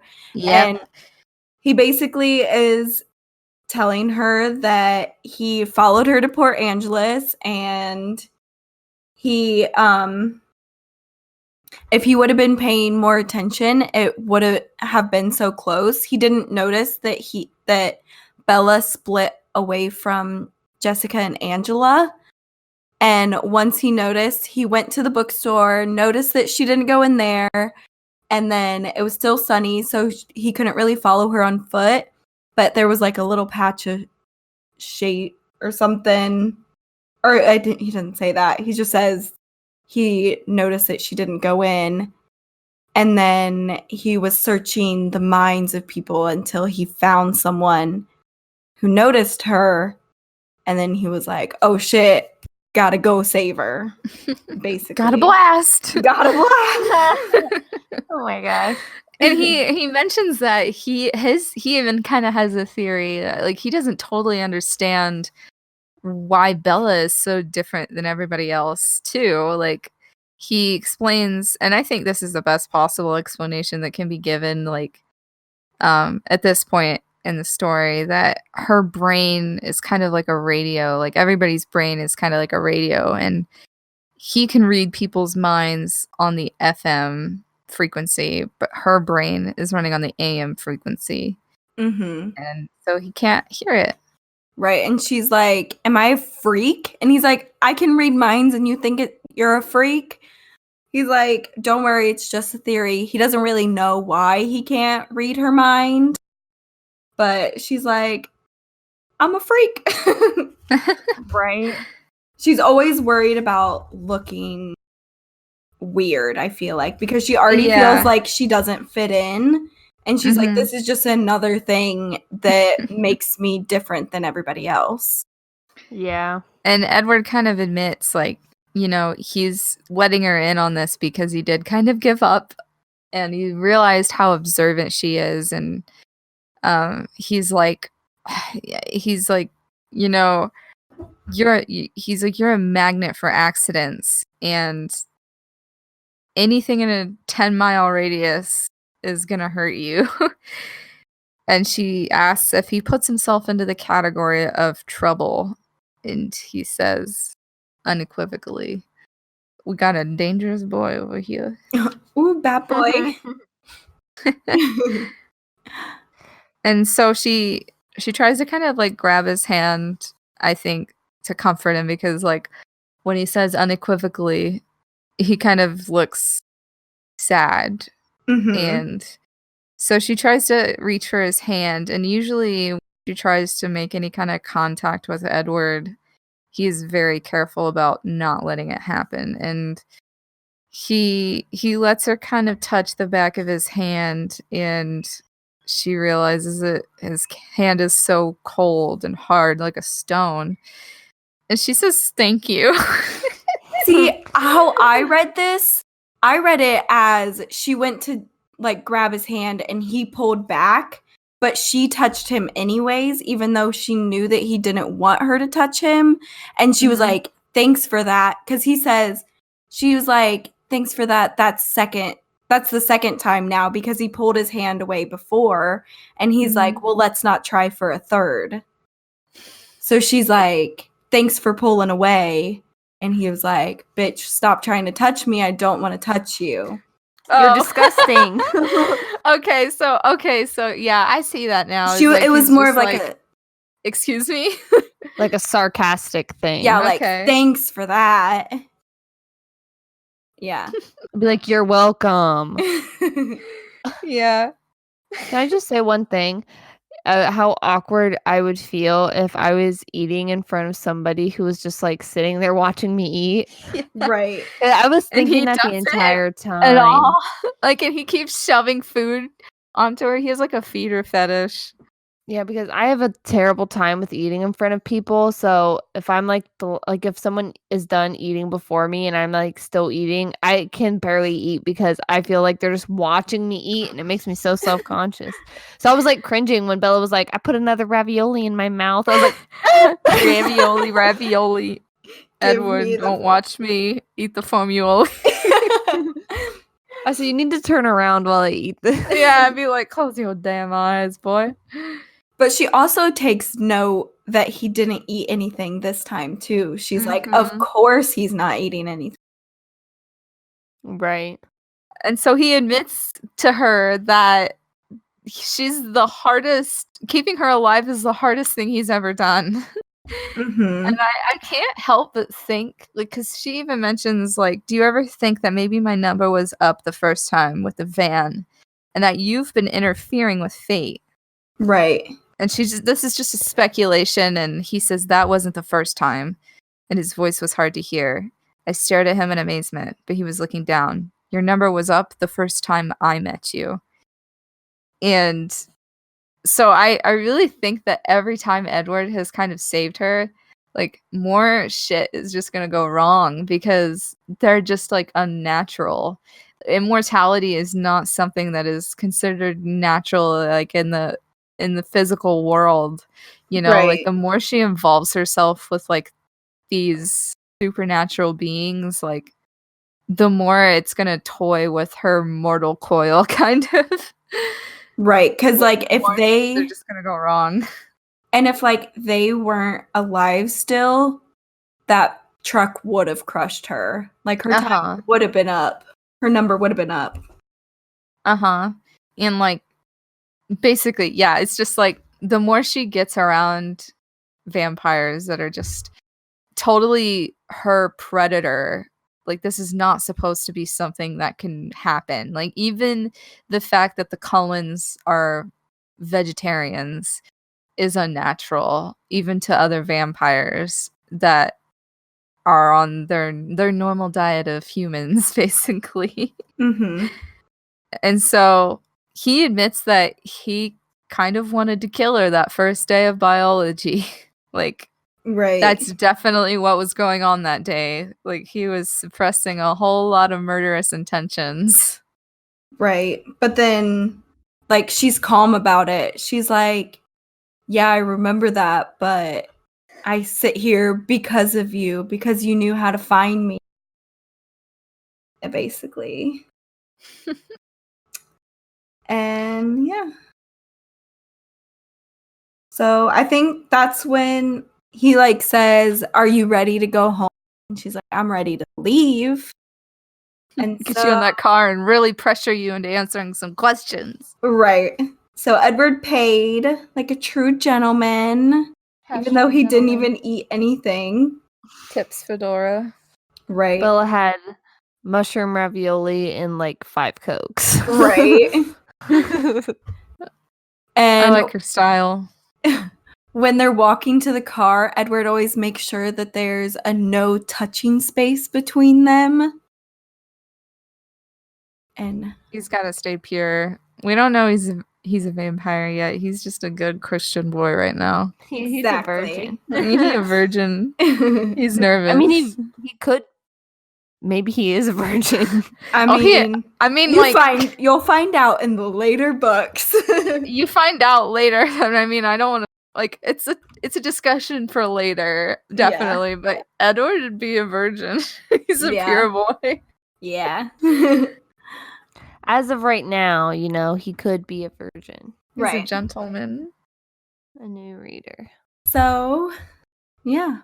They get into the car and Edward opens up more, and that's basically the end of chapter 8. He feels more comfortable to talk, which I think, like, he kind of feels cornered in the car too. And says, it's your turn. And as he said, that ends chapter 8 for us.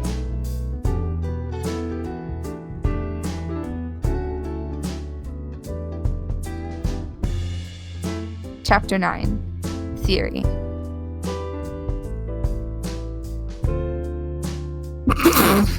I don't know what to say sometimes. So, was no one talking? I thought my headphones cut out. No one was talking. I didn't realize we were sitting there in silence.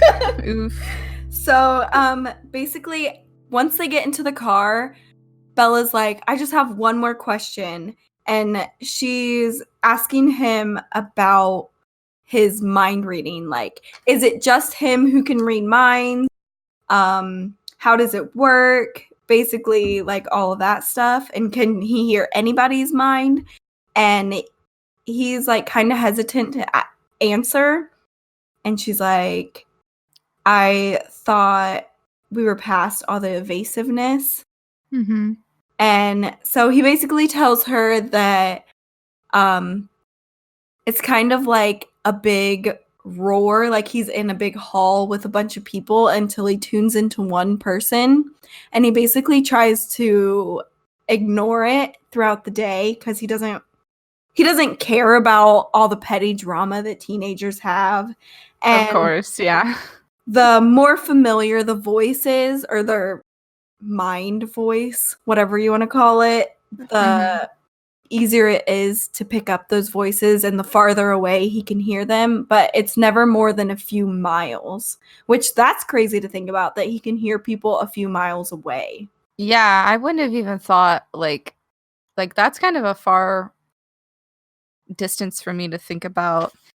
And it must be super overwhelming. And I think that he was hesitant to go any further into this information in the restaurant just because, like, it is so weird and he didn't want anybody to overhear. And I mean, like, even if I did overhear that conversation as just like an observer in the restaurant, I would have just been like, weird, and went on with my life. But I think that Edward, when he was kind of turned, he even says he's like, he can tune it out and it's easier to seem normal. Mm-hmm. And when I'm not accidentally answering someone's thoughts rather than their words. Right. And I bet when he kind of was first turned and getting used to his abilities, he probably was doing that to people. And I don't know how soon him and Carlisle would have kind of threw him into public. Because him being a newborn, and we find more out about newborns in Eclipse and New Moon. Mm-hmm. So this is kind of new information. Sorry if you aren't used to it, but like the newborns have like heightened abilities from their normal vampire self because their body is still feeding off of the copious amounts of human blood that they still have in their body. And they're still kind of going into their transformation. And so I imagine even when Edward was a newborn and he was trying to get used to this stuff, it was probably even worse. Like, as a newborn, he probably was able to just read everybody's mind in the entire world. Right. He mentions more into the mind reading. You know, Bella asks him if she's a freak. And he's like, I can read minds and you think you're the freak. And it's like, I mean, to be honest, if I was getting used to somebody claiming that they had these thoughts, and from her experiences, I mean, everything that he's claimed has had proof, and like she's witnessed things happen that can only really be explained by what he's describing to her. Right. And so I would have been like, yeah, what's wrong with me? And he's like, well, I mean, I kind of think of my brain as like people having AM and FM radio frequencies, and my brain can only read the FM frequency, and you're on the AM frequency. Mm-hmm. And so that's really the only explanation he can provide for that, because he doesn't even really know why. He just knows that she's special. She's not like other girls. She's different. She's different. She's a special girl. And then we get the iconic Holy Crow, Megan's favorite part of the whole book. Ugh. So basically she noticed that he's going 100 miles an hour, and she's like, dude, slow down. Are you trying to kill me? And he's like, oh, we're not gonna crash, and I never had an accident, and I never get a ticket because he has a built-in radar detector. And she's like, well, Charlie's a police chief, so slow your roll. Yeah. And she probably stays on her best behavior. Right. And he does end up slowing down to 80 miles an hour, and he's, ugh, I hate driving slow. And she's like, this is slow. So, yeah. I'm sure even 100 miles feels slow to him just because he can like run so quick and move so quickly. Right. Yeah. Holy crow! Scared me. I bet their brains just work faster than humans too. Yeah. I really like, so this is like another off topic like movie thing, but when in New Moon, when like Victoria is running through the forest, Victoria is an enemy vampire and she gets chased by the Quileute wolves that are in the tribe. And so she's getting chased and like everything's kind of in slow motion except for her. And I think that is such a good description of how it would be. Like, yeah. It like there's like a crow flying over her in slow motion, and it's like it's so cool. I love that scene. Mm-hmm. And that's just how I imagine everything works for them. Right. Unless they really kind of focus in on normal people life. Right. So then basically he's like, well, what's your theory? And how did you come up with it? And she tells him that she got the theory on Saturday from Jacob Black. And he's like, his face is just kind of, he's confused. And then she's like, his great grandpa was a Quileute leader or elder. And then he like freezes because he knows what she's gonna say. And he's like, or Bella says it was about vampires. And he was like, and you thought of me? And she said that Jacob mentioned his family. And he's like, damn, she knows more than I thought she did. She's in this deep. She's like, I got connections. Yeah, basically. And she gets kind of defensive. She's like, oh, wait, no. I totally pressured Jacob into telling me, like, he's innocent. Don't go after him. Right. Vampire Mafia is gonna take him out. Right. And I also like how when she's like mentioning, she's like, yeah, I like flirted my way and I like, you know, got him to tell me because I was like flirting with him and blah, blah, blah, blah, blah. And Edward's like, you were flirting with him? And she was like, yeah. And he's like, oh, poor Jacob. I would have liked to see that. Because he's like cringing at her kind of. Which is funny because it's like, I don't know, he's opening up more to her and like picking on her kind of like. Yeah. Right. He's like, you flirting? Disgusting. Disgusting. So she also mentioned that she did some research on vampires and he asked, convinced her, and she said, no, nothing really fit, but it doesn't matter anyway. And he gets really mad and he says, you don't care if I'm a monster, if I'm not human? And she says, no. But she asked if she was wrong about the theory and he said, does it matter? And she's like, no, but I am curious. And well, she kind of asks him how old he is, and he answers 17 very promptly, which is true a little. But then she asks him, how long have you been 17? She picks up on that pretty quick. She's like, I ain't falling for your dirty vamp tricks. And his lips twitched as he stared at the road. A while, he admitted at last. So he's kind of annoyed. Like, he's like, damn, she's picking up on everything. Right. She's just very perceptive. Like, he can't get away with anything around her. Right. And she's kind of smug. She's like, okay. And she's, yeah, I would have been smug too. I was like, got him. Right. And so she knows now that he's a vampire. He didn't actually confirm it, but allegedly he's a vampire. Allegedly. Right. It seems pretty obvious because he didn't confirm, but he also didn't really deny. Right. And then she kind of asks him about all of the myths, like can't go out into the daytime, or the sun will burn him, or sleeping in coffins. And he tells her that those are all myths and that he actually can't sleep ever. He just doesn't sleep. You haven't asked me the most important question yet.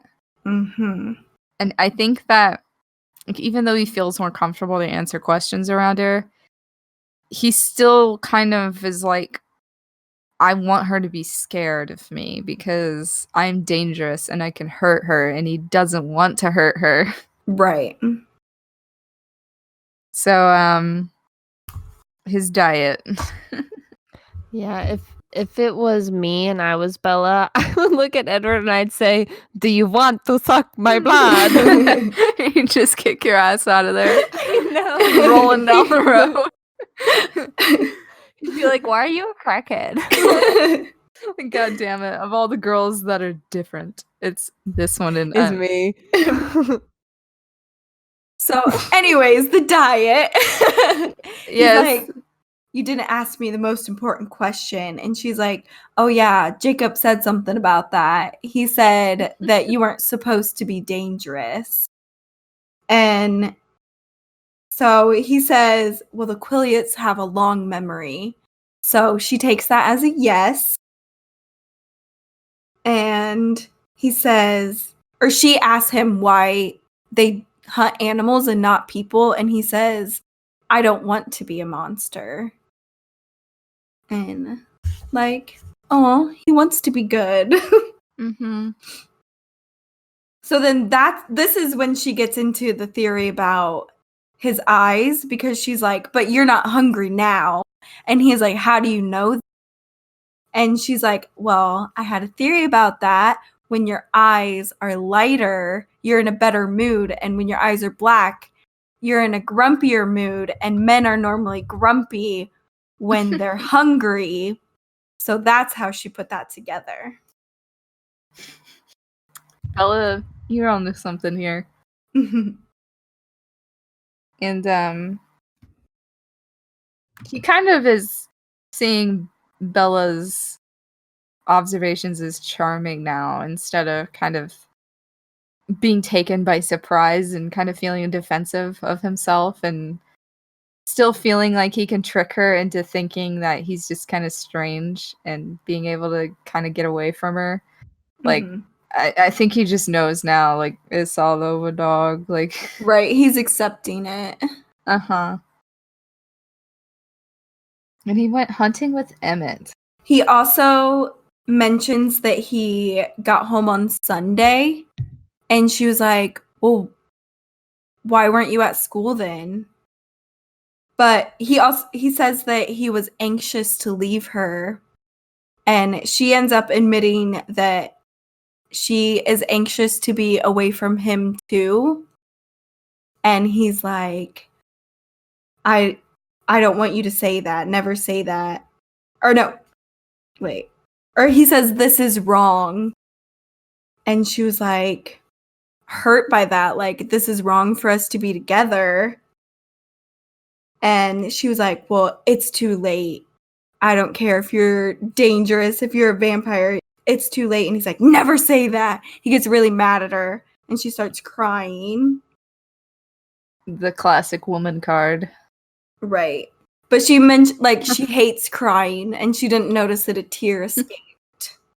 Bellamon used cry. It's super effective. And he's instantly sorry, and he's more upset by the fact that he just upset her, not really that he was sorry about what he said. Right. I'm sorry I made you upset. Right, because he wants her to believe him, like, that he is dangerous. Yeah. So then they get into Forks, and he asks her to not go into the woods alone. And and go ahead. No, I was like just kind of agreeing with you, like that it's just like, really, I'm like, what was in there? Because as you're reading that part, I feel like there's just something ominous in the background. And nothing is described really as being there, like a presence. More like she's just surrounded by forests. Like she's just totally isolated and alone with her thoughts, which is what she wanted. Right. But I mean, they did mention that the tree was like freshly fallen that she had sat on. But I don't know what kind of connotations that would give us. I mean, right. The only thing I can think of is that there were other vampires passing through. Yeah. Or something. But we don't really know much about that. And so it's like, man, what do you think it could be?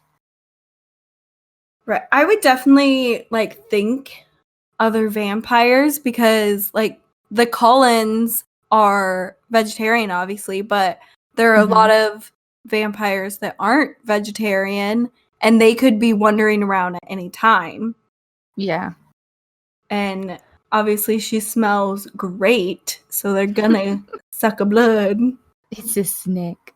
Well, you the whole damn meal. And it's not like she could even get away, like, from anything. Even if it was, like, an animal, like a predatory animal or a vampire, because she, like, can't run more than, like, 2 steps without, like, breaking both of her ankles. So, So they basically get home, or they get to her house, and she makes him promise that he's going to be at school the next day. Stay in school. Don't do drugs. Even if you're a vampire. Right. So she's excited to go to school the next day. A doll. And so she gets inside and she's kind of frantic, like, because Edward dazzles her a bit before she gets out, just kind of not really on purpose, but I mean, it's Edward. He kind of like breathes on her. Yeah, and once again, I think like that probably has an effect on people in some way, shape, or form to like paralyze them. Right. Oh, so she's very dazed. Also, before she got out of the car, she goes to hand him his jacket, and he's like, "Oh no, you keep it because you don't have one for the next day." But she doesn't want to explain to Charlie, so she gives it back. So yeah, she doesn't so have smart. Right. She doesn't have a jacket for the next day. So yeah. And then she kind of rushes out of there. I know that she calls Angela, and Charlie notices, like, okay, you're home really early. You're home before even I think Angela and Jessica would be. I know it's not. I don't think she calls Angela. She calls Jessica. Jessica ends up calling her before she gets the chance to call Jessica. And so they talk, and she's like, please fill me in, Bella. And she's like, nah, Charlie's here. We're going to wait on that. Like, you got to promise. Bye. Bye, and Jen. she asks her to bring her jacket the next day. So then she doesn't want Charlie to overhear her conversation with Jessica. So it's not safe to tell her over the phone. Right. So being she's sneaky. She's been a little sneaky snake. So basically, she goes and takes a shower, and she notices how cold she is, and she has like knots in her back. And I feel like this is like her going into shock from the day. Finally, now that she's not with Edward, it's like actually sinking in what was actually about to happen. And then we end the chapter with this iconic quote. Give it to us, girl. So she says, about 3 things I was absolutely positive. First, Edward was a vampire. Second, there was a part of him, and I didn't know how potent that part may be, that thirsted for my blood. And third, I was unconditionally and irrevocably in love with him. Oh my god.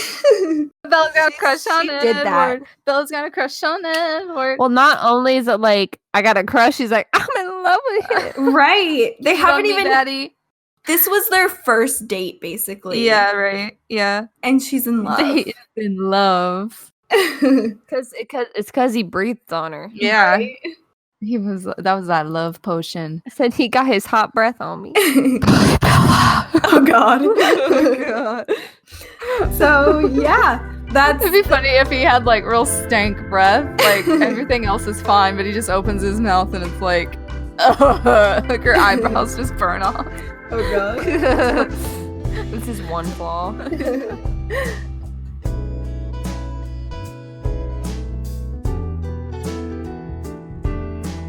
Chapter 10.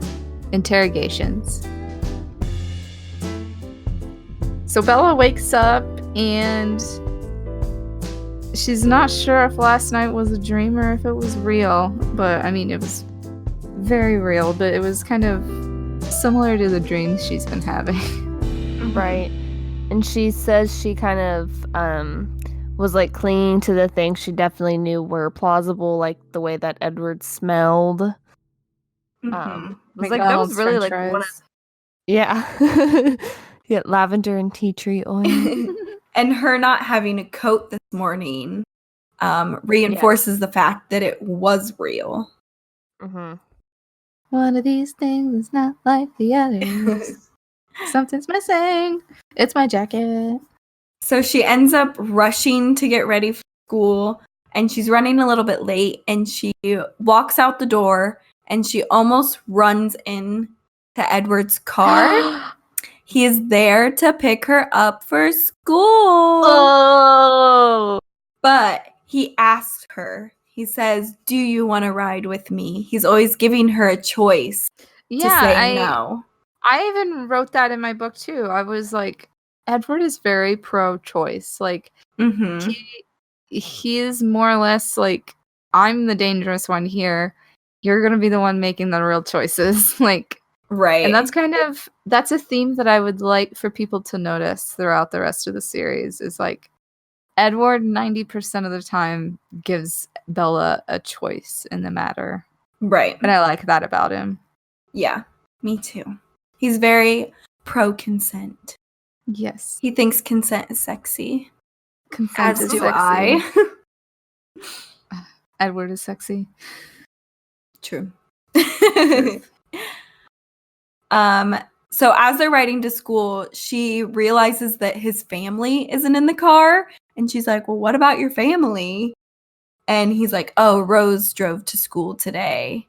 And her car is a super nice car. And she's like, well, why do you drive this if you guys have that? And he's like, well, we try to fit in, but they don't. They don't fit in. I feel like Rosalie, almost from the small impressions I get from her right now. I mean, I know Rosalie, but like she's probably one of my favorite characters in the book.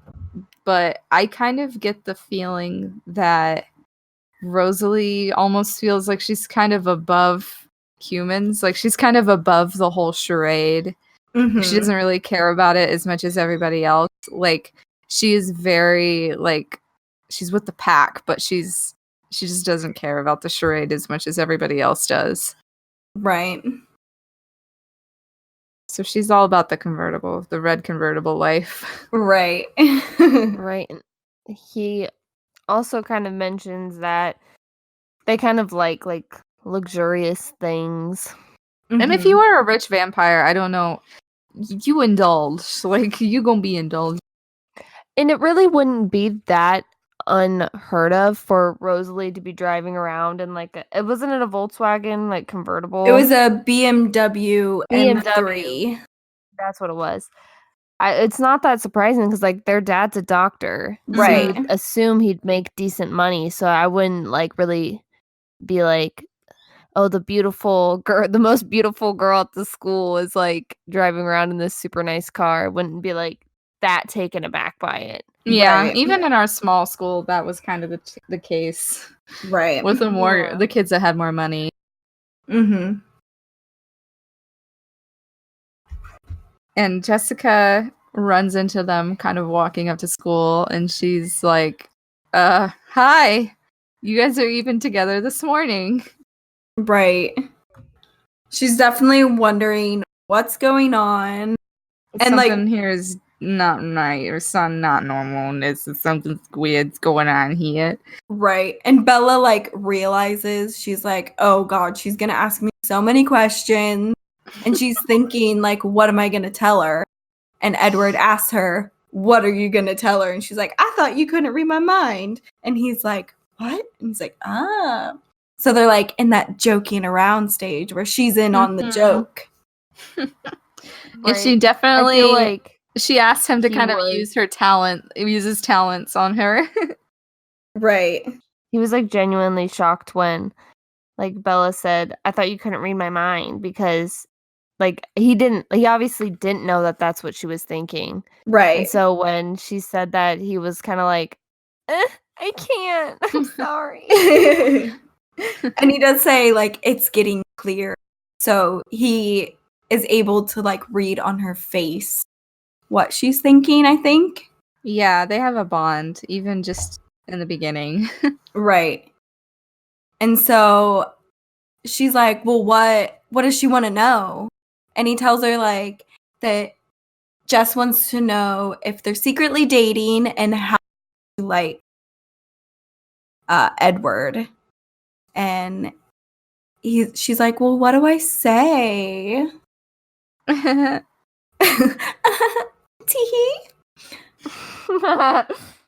And he's like, well, you can say yes to that they're dating. And she's like, or to that we're dating. And she's like, oh my God. If you don't mind. He gives her a choice again. Right. Always giving her a choice. It's easier than any other explanation. Yeah, I feel like it is, because they would have to she would just kind of have to spin up something weird to justify the fact that they're not dating and they're just together a lot. Right. He's my cousin. Makes out with him in the cafeteria. That's just asserting your dominance, I feel like. Right, exactly. So then Bella gets into trigonometry and Jess is waiting for her and, like, pounces on her, basically. And she's asking all these questions, but Bella doesn't really want to, like, spill the tea yet. She's kind of asking or answering, like, yes and no questions. And she says they talked about the English essay a little bit, which they mentioned it in, like, passing. And Bella ends up saying that she likes him more than he likes her. And once Bella is with Edward again after this class, or I think it's a couple more classes until lunch. Mm-hmm. And he, like, gets mad about that. He's like, well, why would you say that? Like, why do you think that you care more about me than I care about you? And she's like, well, anytime you're saying something, it sounds like you're saying goodbye when you're saying something else. And she says, and the obvious, and points to herself because she thinks she's too ordinary looking and just, like, plain. And he's like, well, you obviously didn't hear what all the boys were talking about or thinking about on your first day because, girl, you look fine. Right. Baby, you the whole damn meal. Literally. Right. Another thing that Bella talked about with Jess was she talked about how the like female workers in the restaurant were, like, oh yeah, ogling over Edward, and she made it a point to specifically say how attractive she thought they were because she, like, wanted Edward to hear that, one, she noticed that they were flirting with him, and, like, two, like, they were pretty, and she thought that they were, like, prettier than she was. Right. Because he brought that up when they were at lunch as well. He's like, oh, so you thought that they were pretty. Right. And they were flirting with me. But then he also goes on to explain that he cares more about her because he can say goodbye. He will leave her if he needs to protect her, and she'll never have to make a choice like that. In one of the classes, this might have been the class before she saw Jess, or oh yeah, it was before she saw Jess, when she sees, because Mike is like, morning, Bella, and she's like, kind of like, and he was asking her how poor Angelus was, and she was like, just didn't even know what to say. So she kind of says like it was great and starts talking about Jess and how she got like a cute dress. And Mike was asking Bella like, did she say anything about our date? And then basically she says yeah, she had a really good time. And then I think that's how she kind of gets Jess off the topic of Edward, because she's like, oh, Mike asked about your date. Right. And then she wants to like analyze every single aspect of like what Mike said, how he said it, what his face looked like when he said it. Bella bamboozled her. Yeah, she really did. Bella bamboozle. Right. So he kind of asks her if she still wants to go to Seattle, and if she really did want to go to Seattle, then was that actually a plan, or was it kind of an excuse to get away from everybody that was asking her to prom? Right. And I think it's a little bit of both. The girl's choice dance. Wasn't prom, it was girl's choice dance. And so she says basically that, yeah, I mean, I'm still up to go to Seattle with you, and to be honest, I mean, I'm up for anything. We don't have to go to Seattle. Right. And he explains that it will be sunny out that day, so he will show her what he means his by sparkly nipples. Right. Them sparkly it's nipples. Not that his it's not it, he actually takes her and takes his shirt off, and he just like has like his nipples pierced. No, or better yet, his belly button's pierced. Yes. He has all three pierced. Nipples and belly button, and there's chains connecting the Triforce. He has a tattoo of abs on his stomach. Yes. So they are making a plan to do something else on Saturday, and then Edward asked Bella if she would have said yes to going to the dance with him, and she admitted that she would have said yes, but she would have canceled later and made up some excuse because she is way too clumsy to dance. And he's like, it's all in the leading, baby. Hey, baby. Hey, baby. She's like, die, please. He like licks his lips when he says it. But yeah, from here she starts kind of, because like she's kind of getting like some more information from them, and she asks him like what would happen if somebody dared him to eat real food. And so he takes a bite of the pizza, and he was like, what would you do if someone dared you to eat dirt? Does it taste like dirt? And she's like, actually, I have ate dirt on a dare. And she said, it's not bad. Actually, that's me. I used to eat dirt all the time. Just like, For he just walks outside and he catches her eating dirt. And he's like, Bella, may I join you? Yeah. Then she says, well, what would happen if somebody dared you to eat dirt? And then he goes outside and eats dirt. That's what she should have said, but she didn't. Delicioso. So this kind of gets into the topic of them being vegetarians and like what that really entails. Because she was talking about that place that they went that has a lot of bears. Goat Rock. Yeah, Goat Rock. And she was like, why would you go there if there's a lot of bears?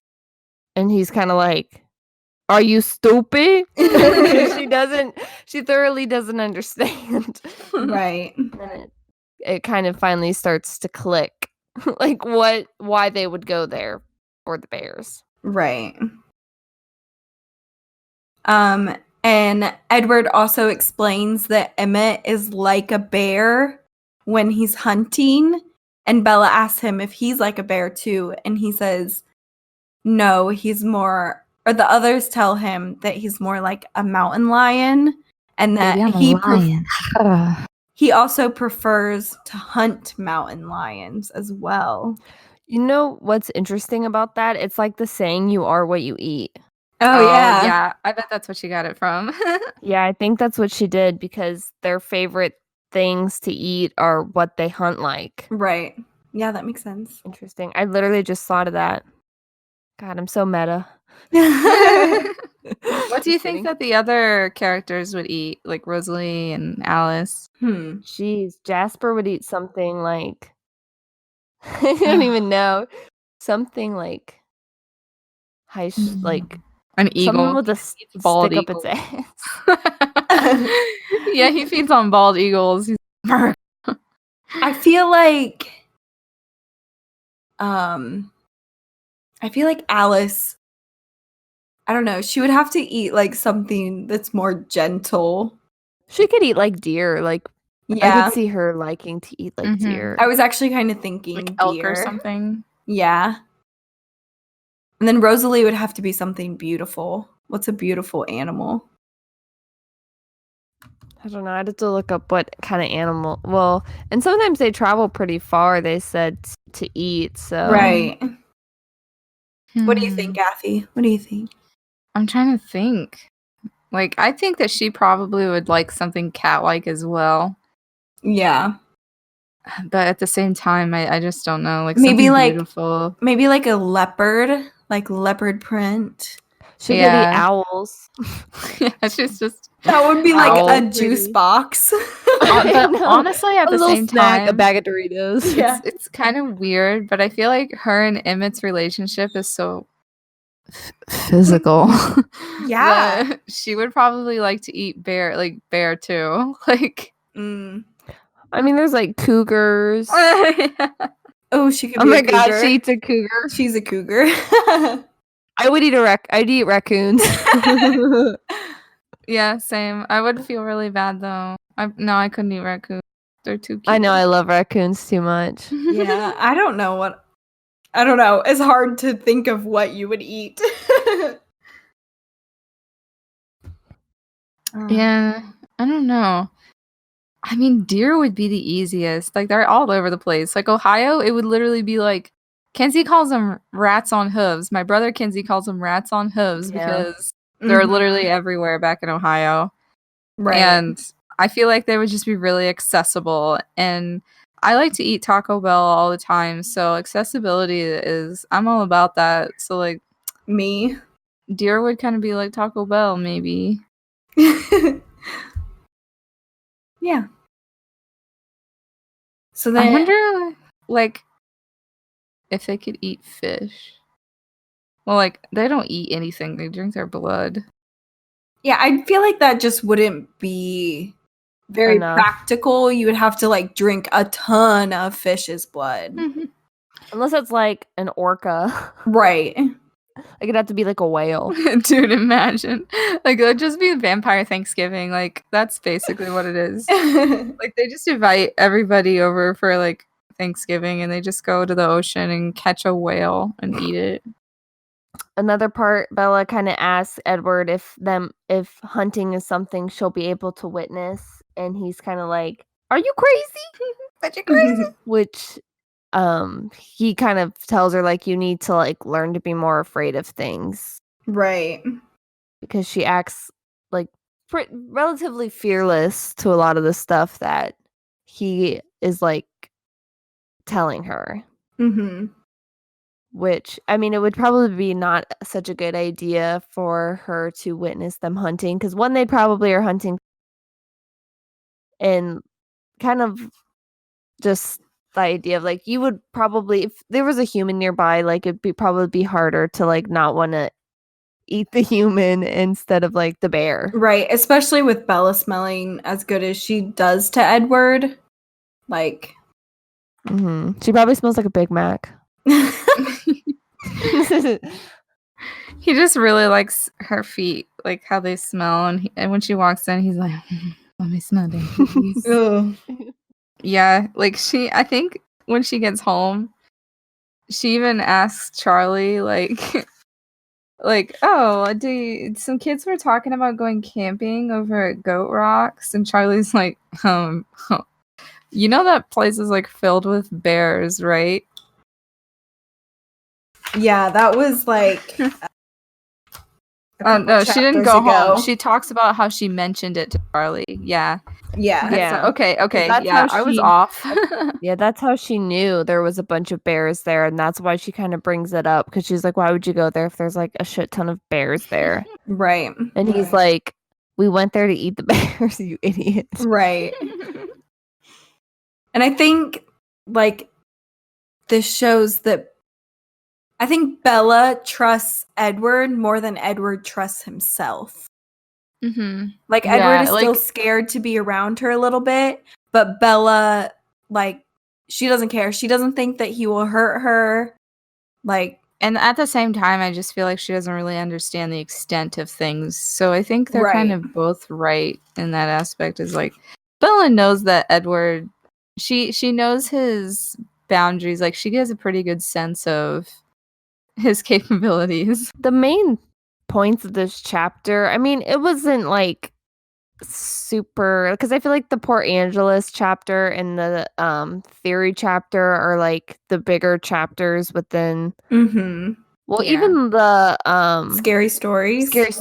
Yeah, because that's like when you really start to. But like this chapter is like after Bella knows that he's a vampire, and like Bella, like Edward is like definitely not as afraid to be like, I feel like seen more in public and like put more of an effort towards like being in somewhat of like a relationship with Bella. Right. He's like more open, and it's more just like figuring out like little simple things of like the dynamics of their relationship, and more about like Edward being a vampire and Jessica probing for information about like literally everything. So we definitely see them get more comfortable around each other in these last 5 chapters, and I'm excited to see what the next 5 chapters are going to bring to us. So we will cut this episode off here. Thank you guys so much for joining us. We're kind of getting into the holiday season, so we'll try to let you know as much as possible what our schedule is going to be. It's going to be really busy. It's already been really busy. So we'll kind of play it by ear, and we'll definitely update you guys when we have an episode out. And we try to let you guys know when we're recording too, just because it's like, oh, hey, expect another episode out soon. Right. But along with the holiday season, you know, I think we might be expecting some special jorts under the Christmas tree this this holiday season. Maybe with some like a Photoshop challenge, or maybe a little Christmas jingle challenge for all of our characters here. Maybe. Might fuck around, get some jorts. That's number 1 on my Christmas list. It's just designer jorts. I'm about those Ed Hardy jorts. They're number 1 priority, high priority on my Amazon list. All right. Thank you guys for tuning in. I'm Athie. I'm Trisha. And I'm Megan. And we will see you next episode. Okay, bye. Kiss, kiss. Bye.